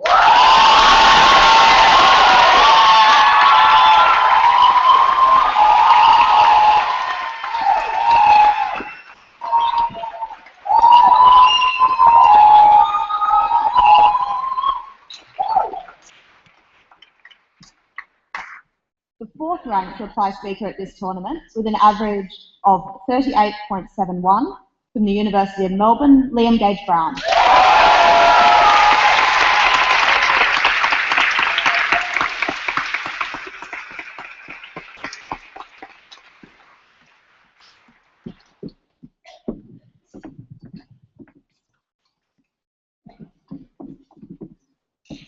The 3rd ranked reply speaker at this tournament, with an average of 38.73, from Monash University, Sasha Lightus.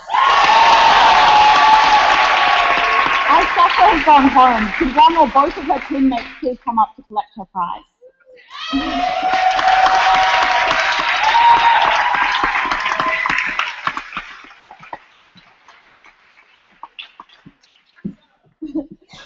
About time I was working.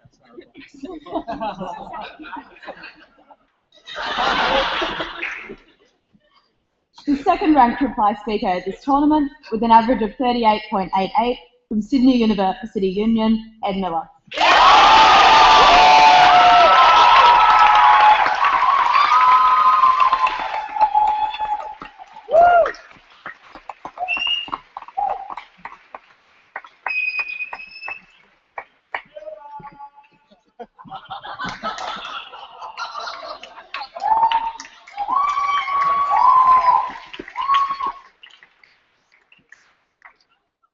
And the best reply speaker at this tournament, with an average of 38.94, from Victoria University of Wellington, Asha Emanuel.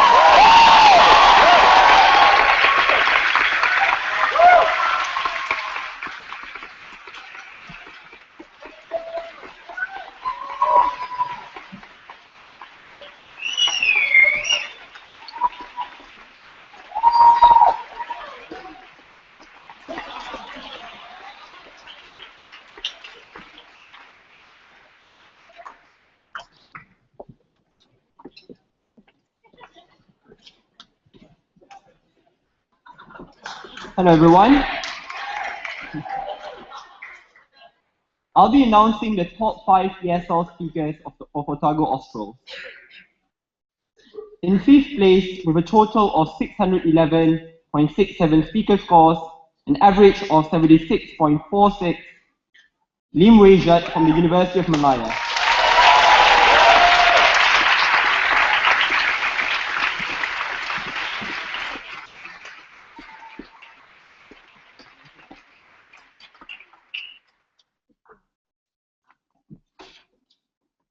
In 4th place, with a total of 612 speaker scores, an average of 76.5, Deborah Wong from University of Malaya.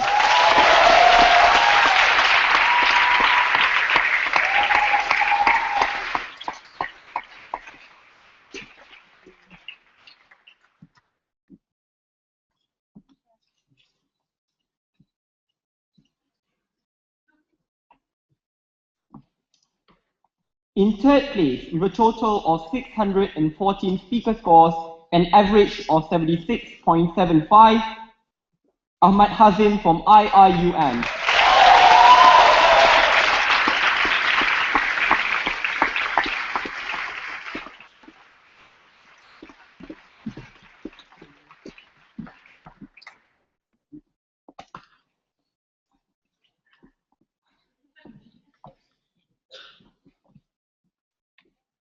There are 2 speakers tied for the overall best speaker of the ESL category. With a total of 616 speaker scores, an average of 77, Amira Natasha Moore and Mubarak Wasi from the International Islamic University of Malaysia.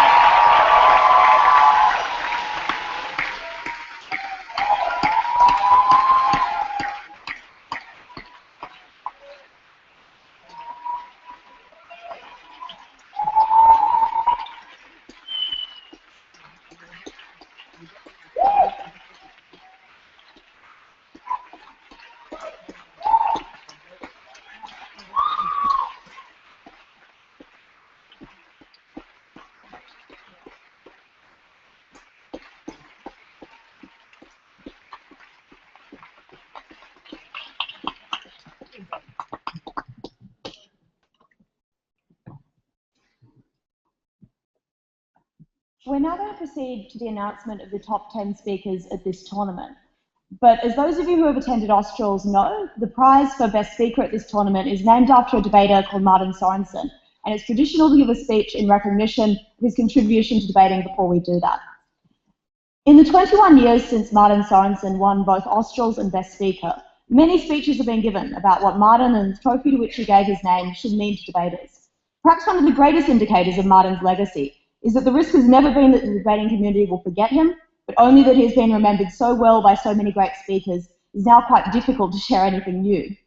Martin was, without doubt, one of the best speakers of his generation. His achievements speak to his skill, a member of the Australian schools team, a 2-time Australs winner, the man who quite literally never lost a Monash internal debate. But he was also one of the best speakers of his generation in another sense, in that he was exceptionally humble, a brilliant speaker who would never have said so himself. He never talked himself up and treated those around him with respect and warmth, regardless of their debating skill. Martin won Australs in 1992 and again in 1993. 3 days after he won for the second time, he passed away. Martin suffered from cystic fibrosis, but he refused to be defined by it. Debaters from the time speak of his determination to be independent, to be unlimited by his illness. When Martin came to Australs in 1993, by all accounts from the time, he knew it was his last tournament. But the Martin that came to Australs then was the same Martin who gave up countless hours of his limited life to coach the Victorian schools team, to debate with an endless stream of novices, to be the first to volunteer to run training sessions or adjudicate debates. The Martin Sorensen Best Speaker Trophy isn't named after Martin because of his debating achievements. Many before and after him have achieved as much. But Martin was not just one of the greatest speakers of his generation, but also one of the greatest people. The Martin Sorensen story is not just one of winning debates, although he won very many. Rather, it is the story of a man who was as happy debating with first years as with old hats, who prioritised others' development above his own needs. It's the story of a man who ignored doctors' advice to debate at Australs, not because he had anything to prove, but because he refused to be bound by illness. It's the story of a man who struggled more and more to speak to be heard, but gave speech after speech powerful enough that his teammates from the time still remember them. It's the story of a man who inspired not only the debaters of his time, but the countless debaters who have never met him since. The Martin Sorensen Trophy is not just a recognition of achievement, but also an exhortation, not just to its winner, but to all of us, to meet a standard of debate and of selflessness that was set exceptionally high by an exceptional man. We're now going to proceed to announce the top 10 speakers of this tournament, and I'll announce those ranked, in this case, from equal 8 through to 6. Ranking in equal 8, with a total speaker score of 622 and an average speaker score of 77.75, from the University of Western Australia, Daniel Kirkby.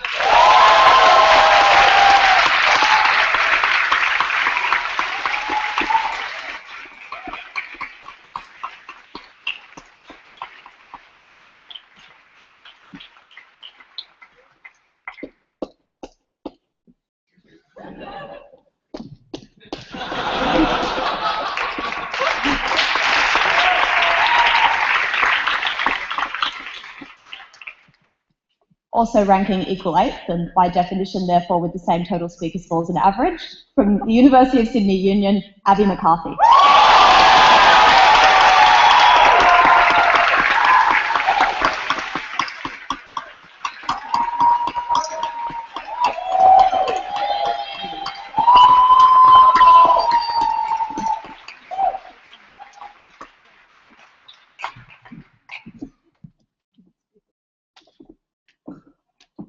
And also in equal 8 from Otago University, Karen Bunn.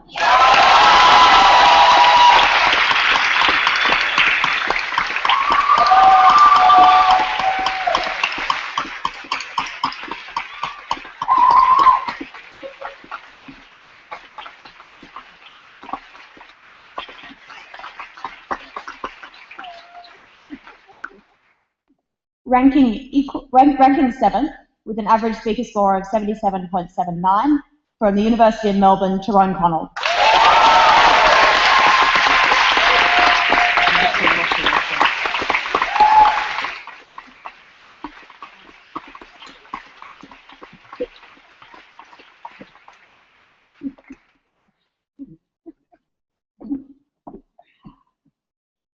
Ranking 6, with a total speaker score of 623 and an average speaker score of 77.88, from the Australian National University, Tom Goldie.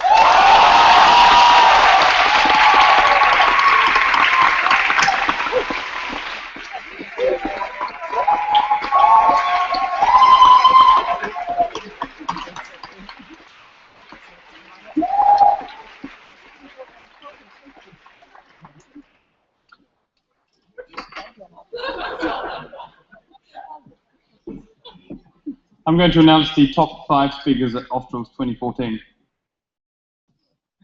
Ranked 5th, with 623 speaker points, an average of 77.92, James Gray from Melbourne University.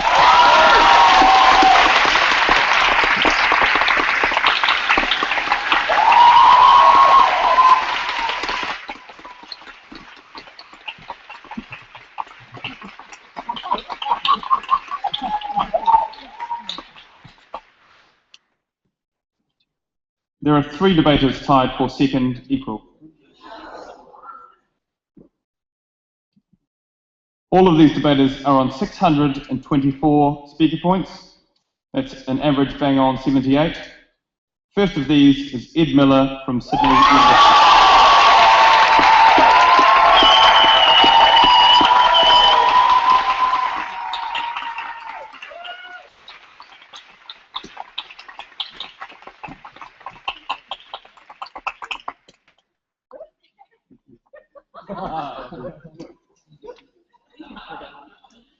Also second equal, also on 624 speaker points with an average of 78, Evie Woodford from Sydney.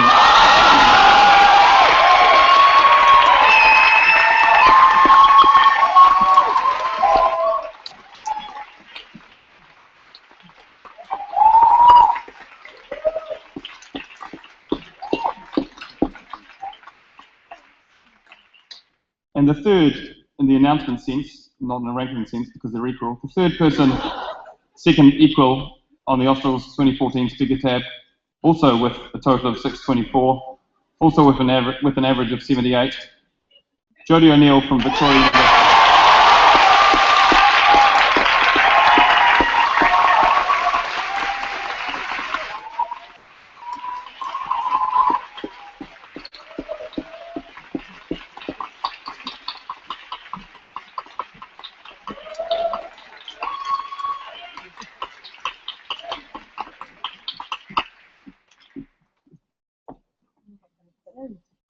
And the best speaker of Australs 2014, on a total 5 above those people we just mentioned, on 600, I shouldn't have said that, I'm sorry, 629 speaker points with an average of 78.62,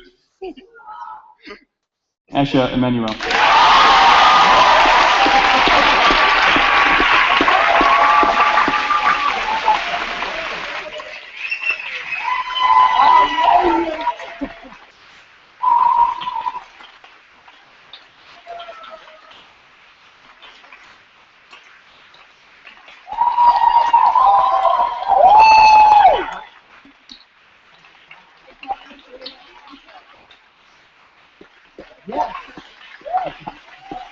Ashley also wins the Martin Sorrison Cup as a result of that.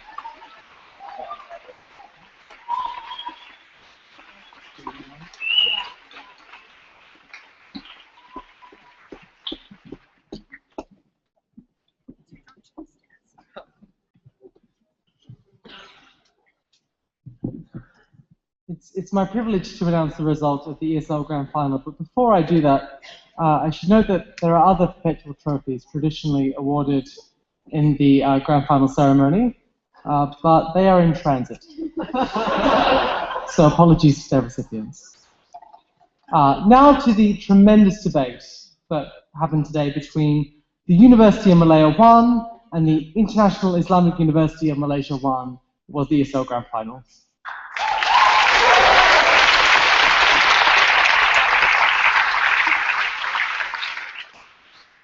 As is customary, the teams were given a choice of 3 motions.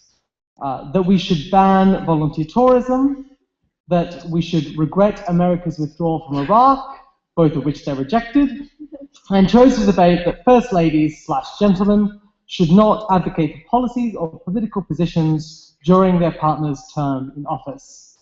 The debate was adjudicated by a panel of 9 judges. I was in the chair, and I was joined by, from the Adjudication Corps and formerly of the Victoria University of Wellington, Sebastian Templeton. Also from Victoria University of Wellington, Philip Bolesky. From the University of Sydney Union, Lucian Tan. From Otago University, Paul Hunt.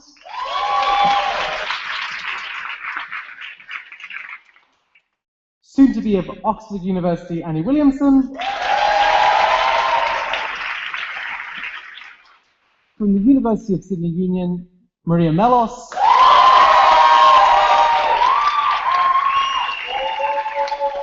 And from Victoria University of Wellington, Marinda Jackson.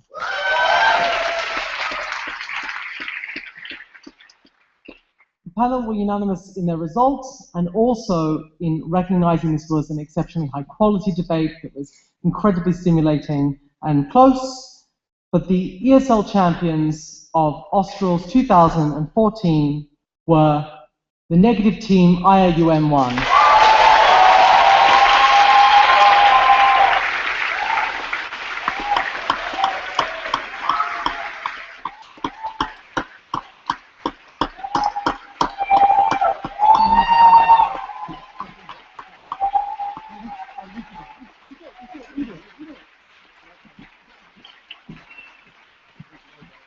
In recognition of their achievement, the teams are receiving a Maori cultural symbol that wishes its bearer safe travel over water.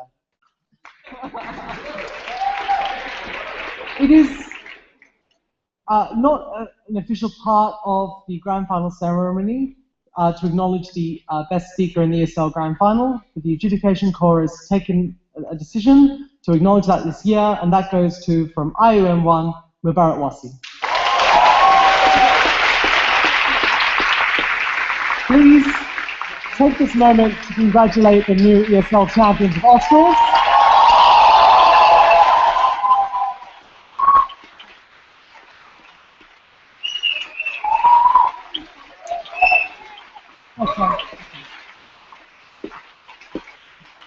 But also, let's acknowledge the ESL Grand Finalists, the University of Malaya 1.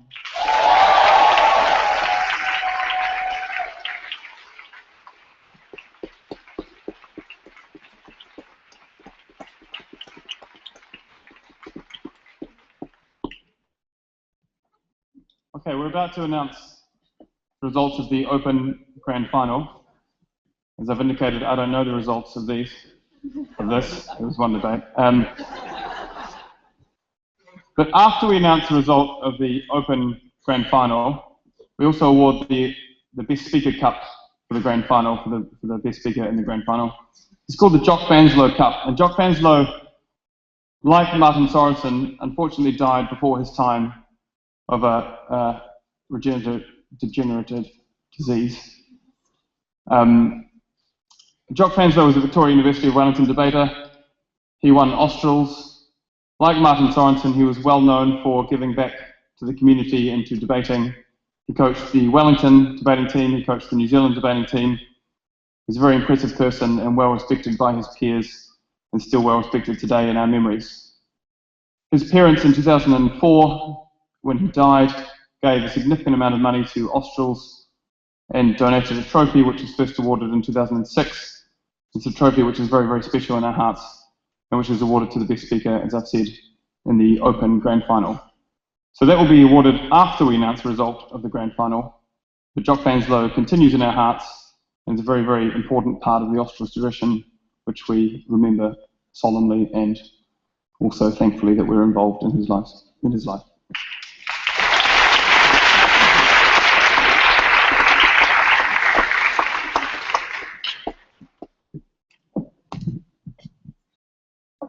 Now, I know all of you are very excitedly waiting for the results, but bear with me for a few moments, because I would like to highlight a few things specific to this Australs finals tonight.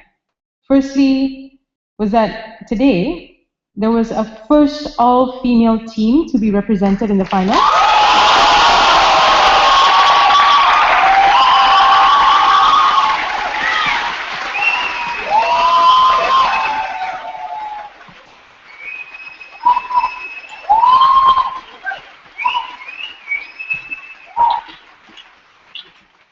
Second thing to be highlighted is also that for the first time, a returning grand finalist also made it to the finals as well.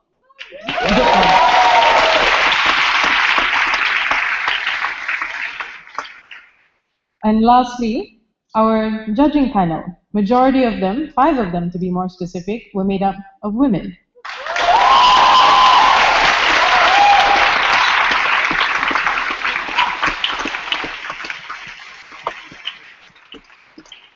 At the risk of bringing up a pet peeve of the Vice Chancellor, which is to highlight gender when there are, a lot of merits being brought up, I just think that it's specifically important, especially in Australs, especially when Australs champions the idea of diversity and also the idea of as much exposure to different genders and different cultures and races as well. So this is actually a very monumental night for Otago Australs 2014, and we should all be very proud of that.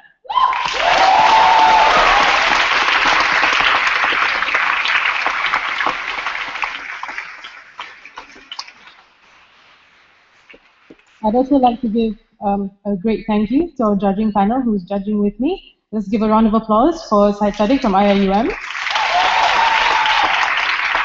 Madeline Schultz from Monash University, Jess Muslin from Griffith, Dom Gunain from Monash, Katerina Schwartz from Otago, Justin Chan from UNSW,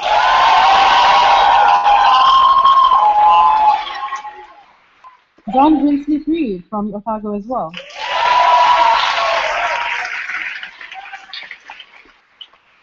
And Maizura Mohsen from Utimara.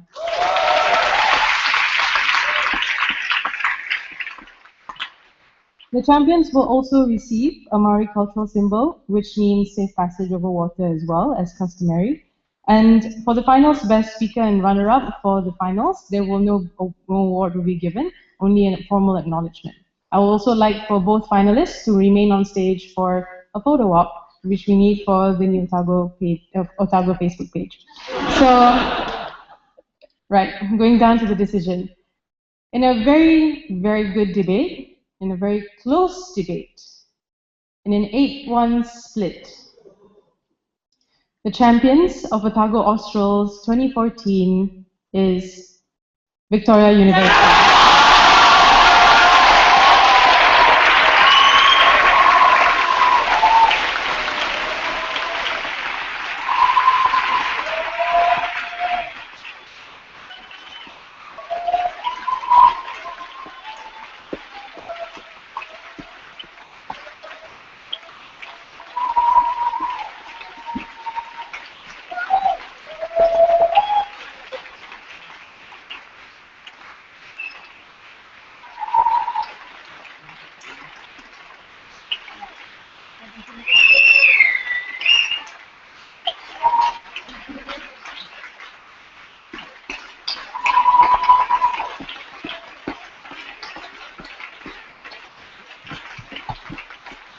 I'd now like to acknowledge the finals best speaker from Victoria University, Nick Cross.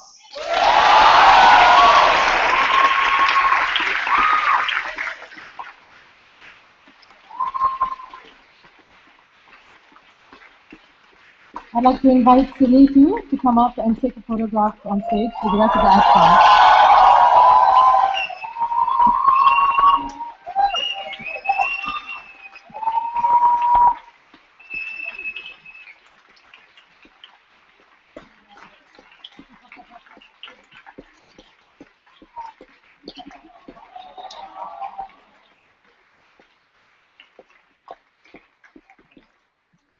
Yeah, we get a photo.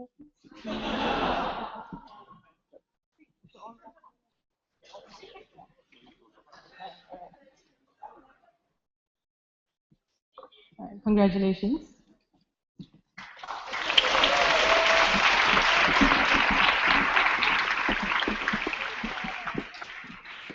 Now I'd like to invite the Allcom, who has a few words to say.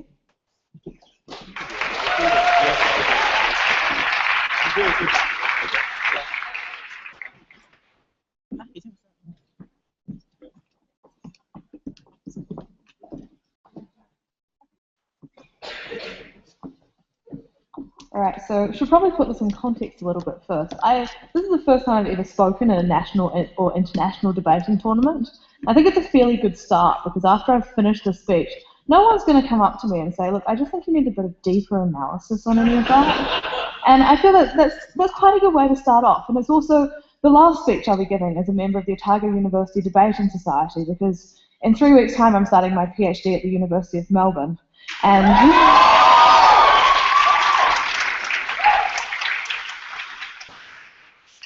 I'm very happy they already like me. They spent a bit of the tournament telling me they preferred John, so that's very nice.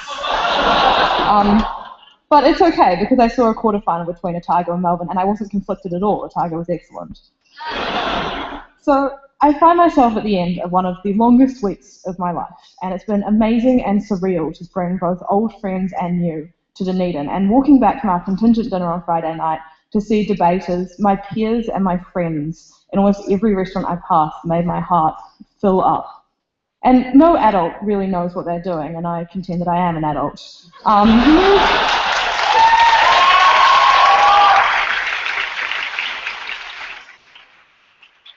But debaters are particularly good at pretending that they do know what they're doing. And before Russell McVeigh, Otago Australs 2014, the largest thing I'd ever organised was a ball for about 100 people. And it's not a big step up, it's really quite straightforward. That was a joke, and you were right to laugh. When I left high school, my life plan involved a lot of not talking to people and really developing my relationship with study. It took literally years of nagging from a debating friend who opened every conversation we had with, "Have you joined debating yet?" before I would even consider it. It seemed weird. It seemed like you just kind of talk at people, and I didn't really get it. Even the year I started, I hated it. I hated public speaking. I would cry every second week in my speech. I swore I would never, ever come back to debating. And I'm sure it's clear how well that's worked out. Australs in 2012 was the first time I admitted to myself I might actually like this strange, aggressive hobby. Debating fills such an important role in my life. It's one thing to speak well and score highly, and utmost congratulations to those who do. But the benefits you can get from debating stretch far beyond the quantifiable. I used to be afraid to voice my opinions and wasted my time trying to be some perfect human for everyone to love. And debating hasn't made me who I am today, but it's given me the courage and confidence to finally be myself and love me for who I am.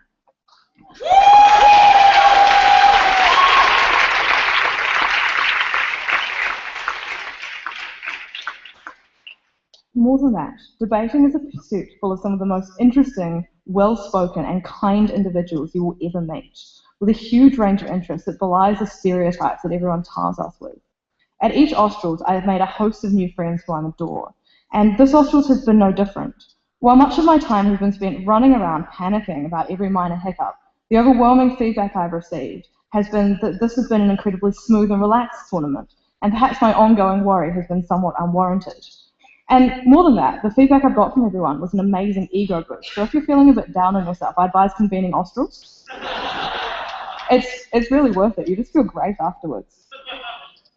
None of this would have been possible without my co-convener, John Brinsley Perry.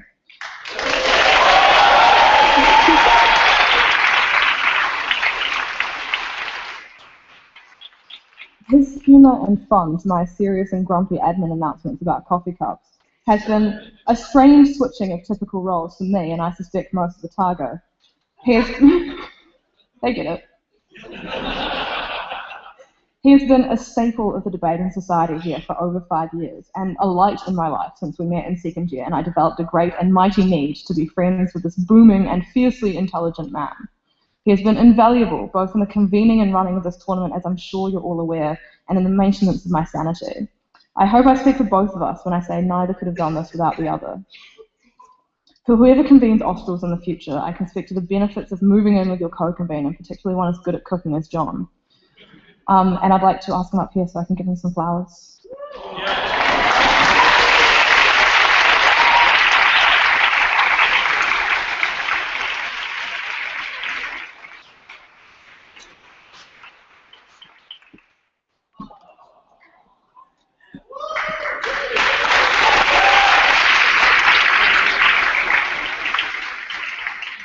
Now he gets to awkwardly wait up here while I say some more things.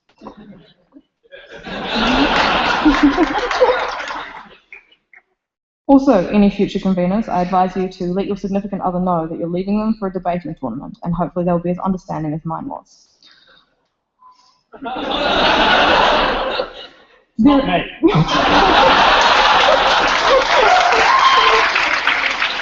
We moved in together, but it's just friends.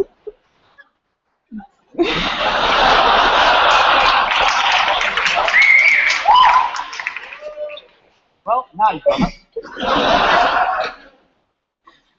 There are many other people who I'm going to mention, and because they've just contributed to Australs so amazingly. Special mention must be made to Leon Stirk-Wang, who was possibly out fixing something else that I broke slightly. And he's runned around all week this week to make everything as smooth as possible while I have naps during the sports round. Also deserving a special mention is the adjudication team, and I also have flowers for them.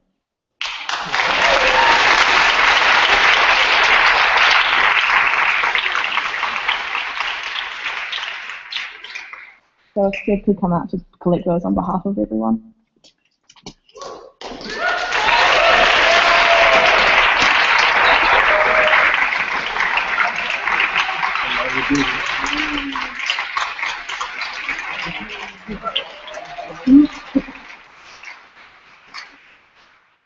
It's been an amazing privilege to host Australs in the...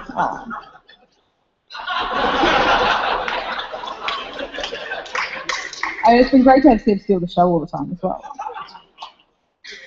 Seb's the best. He's excellent. It's been an amazing privilege to host Australs at the University of Otago and a really fitting end to my time here. I feel like I'm really going out with a bit of a bang. And nope, I finished that page. True, you can see how good I am and why I haven't spoken at a national or international tournament when I just lose my place during my one speech.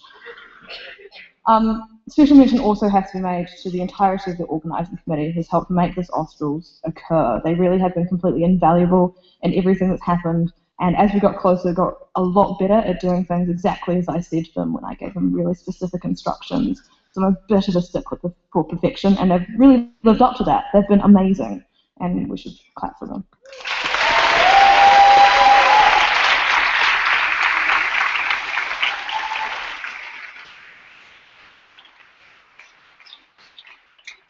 I'm also going to make a special mention to my friends and family, my friends who have been amazing in maintaining my sanity. Again, Australs is a huge tournament to organise and is occasionally quite stressful, but it really has all been worth it, and my friends have helped make that. My family has also been amazingly understanding, particularly when I forgot to call my father for his birthday earlier this week because I was a bit busy here, and happy birthday, Dad.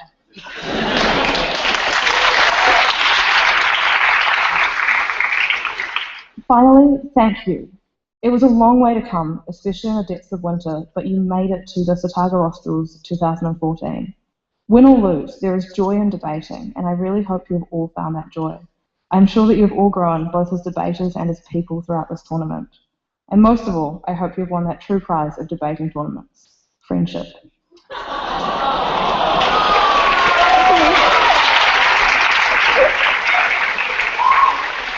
I thank you all for a fantastic tournament.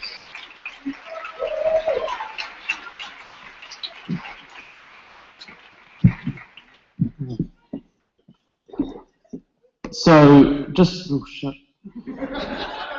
to wrap up what I think has been a fairly impressive tournament, especially in a tiny southern town in the depths of winter, I'd first like to congratulate all of you who are here. We obviously couldn't have done this tournament without you. I hope you did have fun. Sydney 1 looks like they're having fun. So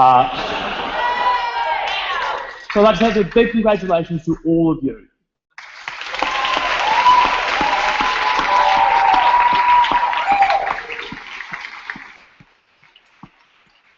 Secondly, to continue to sound a little bit repetitive, I'd like to thank the people who haven't been standing up the front, the people who are in the Orcom, who've organised every little detail of this tournament, from booking the social events, to dealing with the theatre here, to just running around delivering ballots, as well as all of our runners, or people who are inputting in tabs, and also just generally the people who yell at hotel people when they're trying to kick you out of their rooms.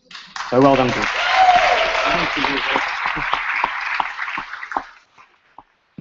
And just because I probably should mention the people who have given me much more support than I've given to them over the time I've been organising Australs, I'd like to thank my family, my lovely partner Isabel, as well as all the people who have lived in my flat, including most of Otago 1 at certain times. Sophia, of course, has been the best co-convener I could want, and the multiple members of the Otago University Debating Society who've had to put up with my micromanagement and fairly dictatorial policies. So a big thanks to all of you.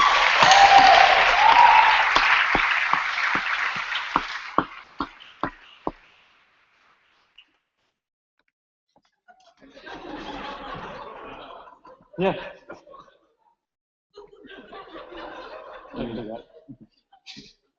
Okay, not long left until you get to go back to your rooms or to the final night party and start thinking about how you're going to trial for next year's Australs. There are a few things to say. The first one is something we're very apologetic for, which is failing to congratulate one of the judges of the ESL Grand Final. So please congratulate with me from National University of Singapore, Andre Kwa.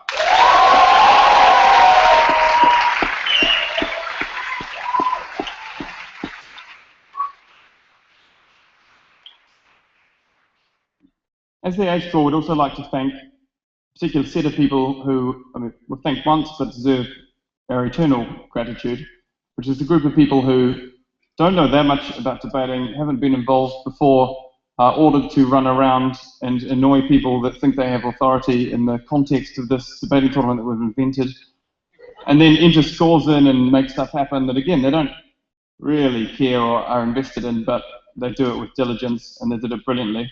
The runners at this tournament and the members of the team that entered in the information in the tab, these people were absolutely brilliant.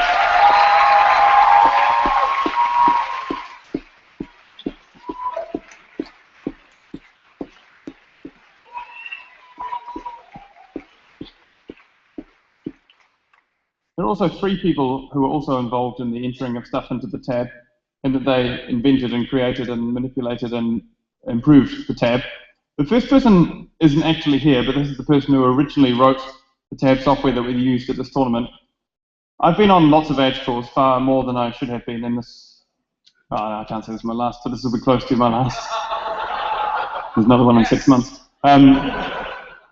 But this is the best tab software that I've used. It made our job incredibly easy. It meant that this tournament ran to time, and we're very, very, very impressed with the software. And as has been recommended to Council, this tournament and the last 2 tournaments where it was used, the software should be used. So the software was originally written by someone that we should give a round of applause for, but isn't here, from Auckland, Chi-Shan Lin.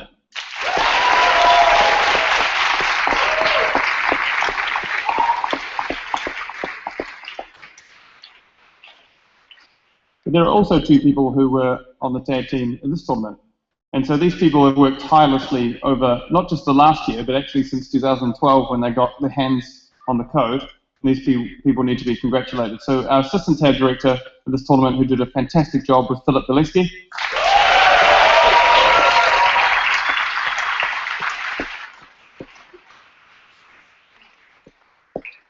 And our tab director of this tournament, who I hope you give a standing ovation for, was Xuanzing Li.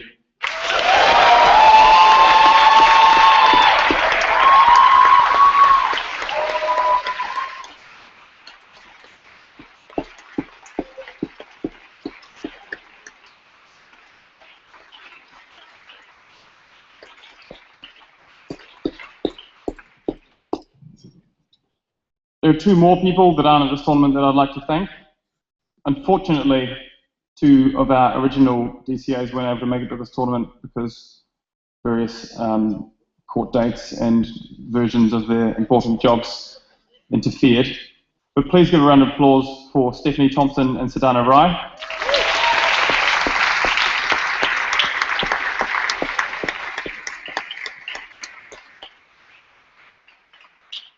And as you've probably guessed, the final 4 people I'm going to thank are Arena, Sadiq, Swain and Maddie, who are just brilliant and my best friends.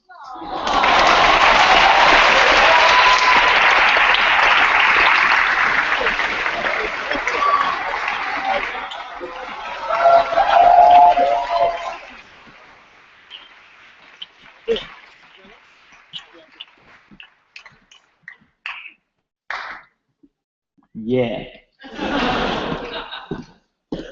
So that's apparently it. We're done. Well done. So the final 2 things, just to wrap everything up, because I'm sure you want to eagerly pore over a tab and find exactly how you did compared to everyone else you met here and hang out with, because we're all a bit competitive. It's being distributed now.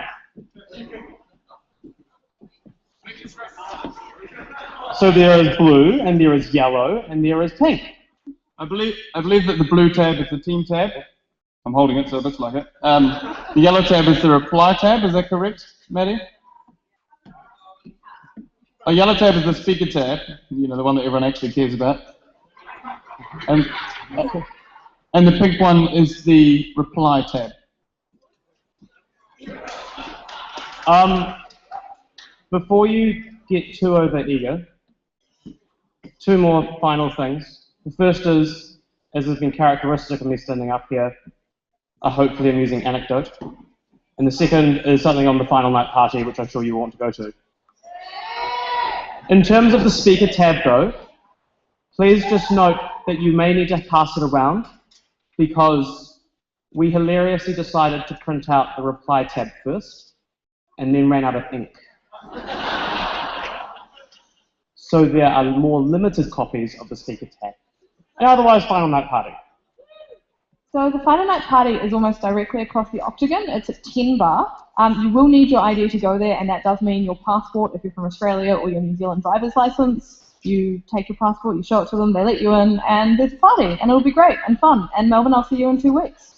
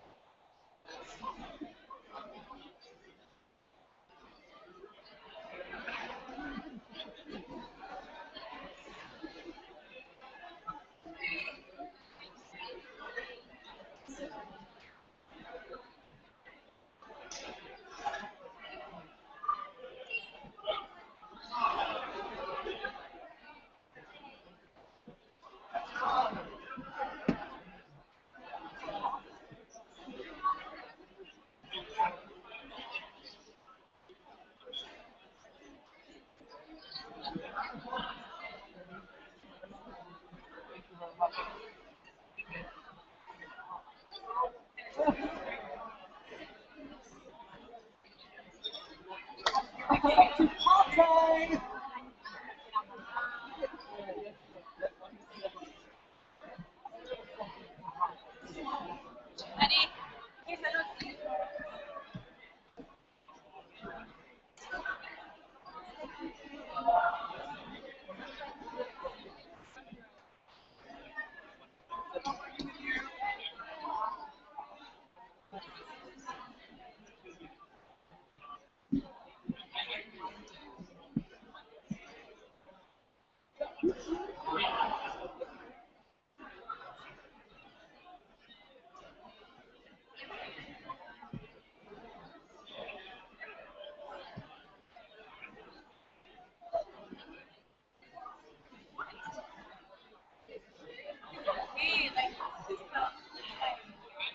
It's a long way to go.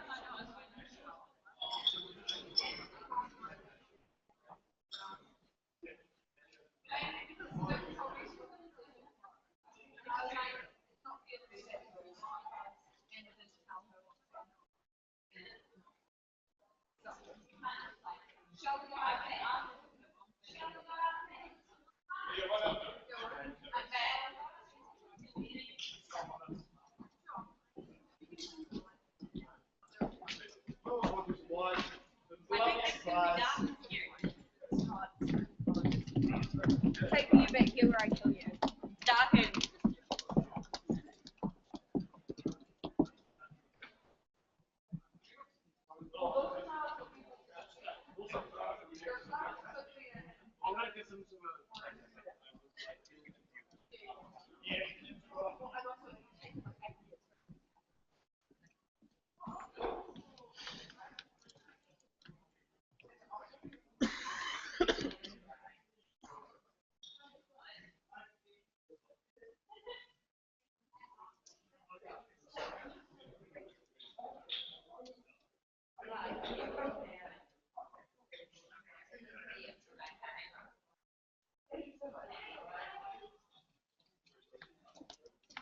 Hey, could you just give me the receipts? I can type them up.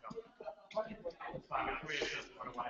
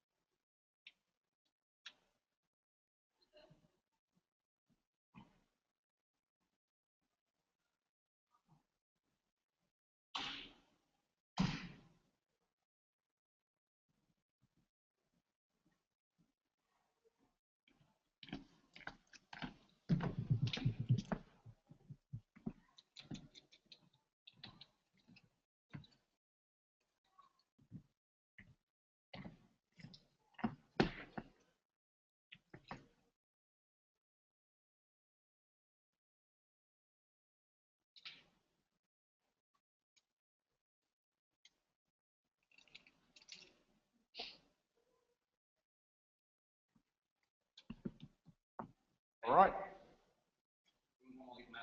No, I'm pretty much guessing that that's exactly what you've come down to get. Exactly I'm standing here going, he can't have forgotten his laptop. Almost, not quite. Would be impossible.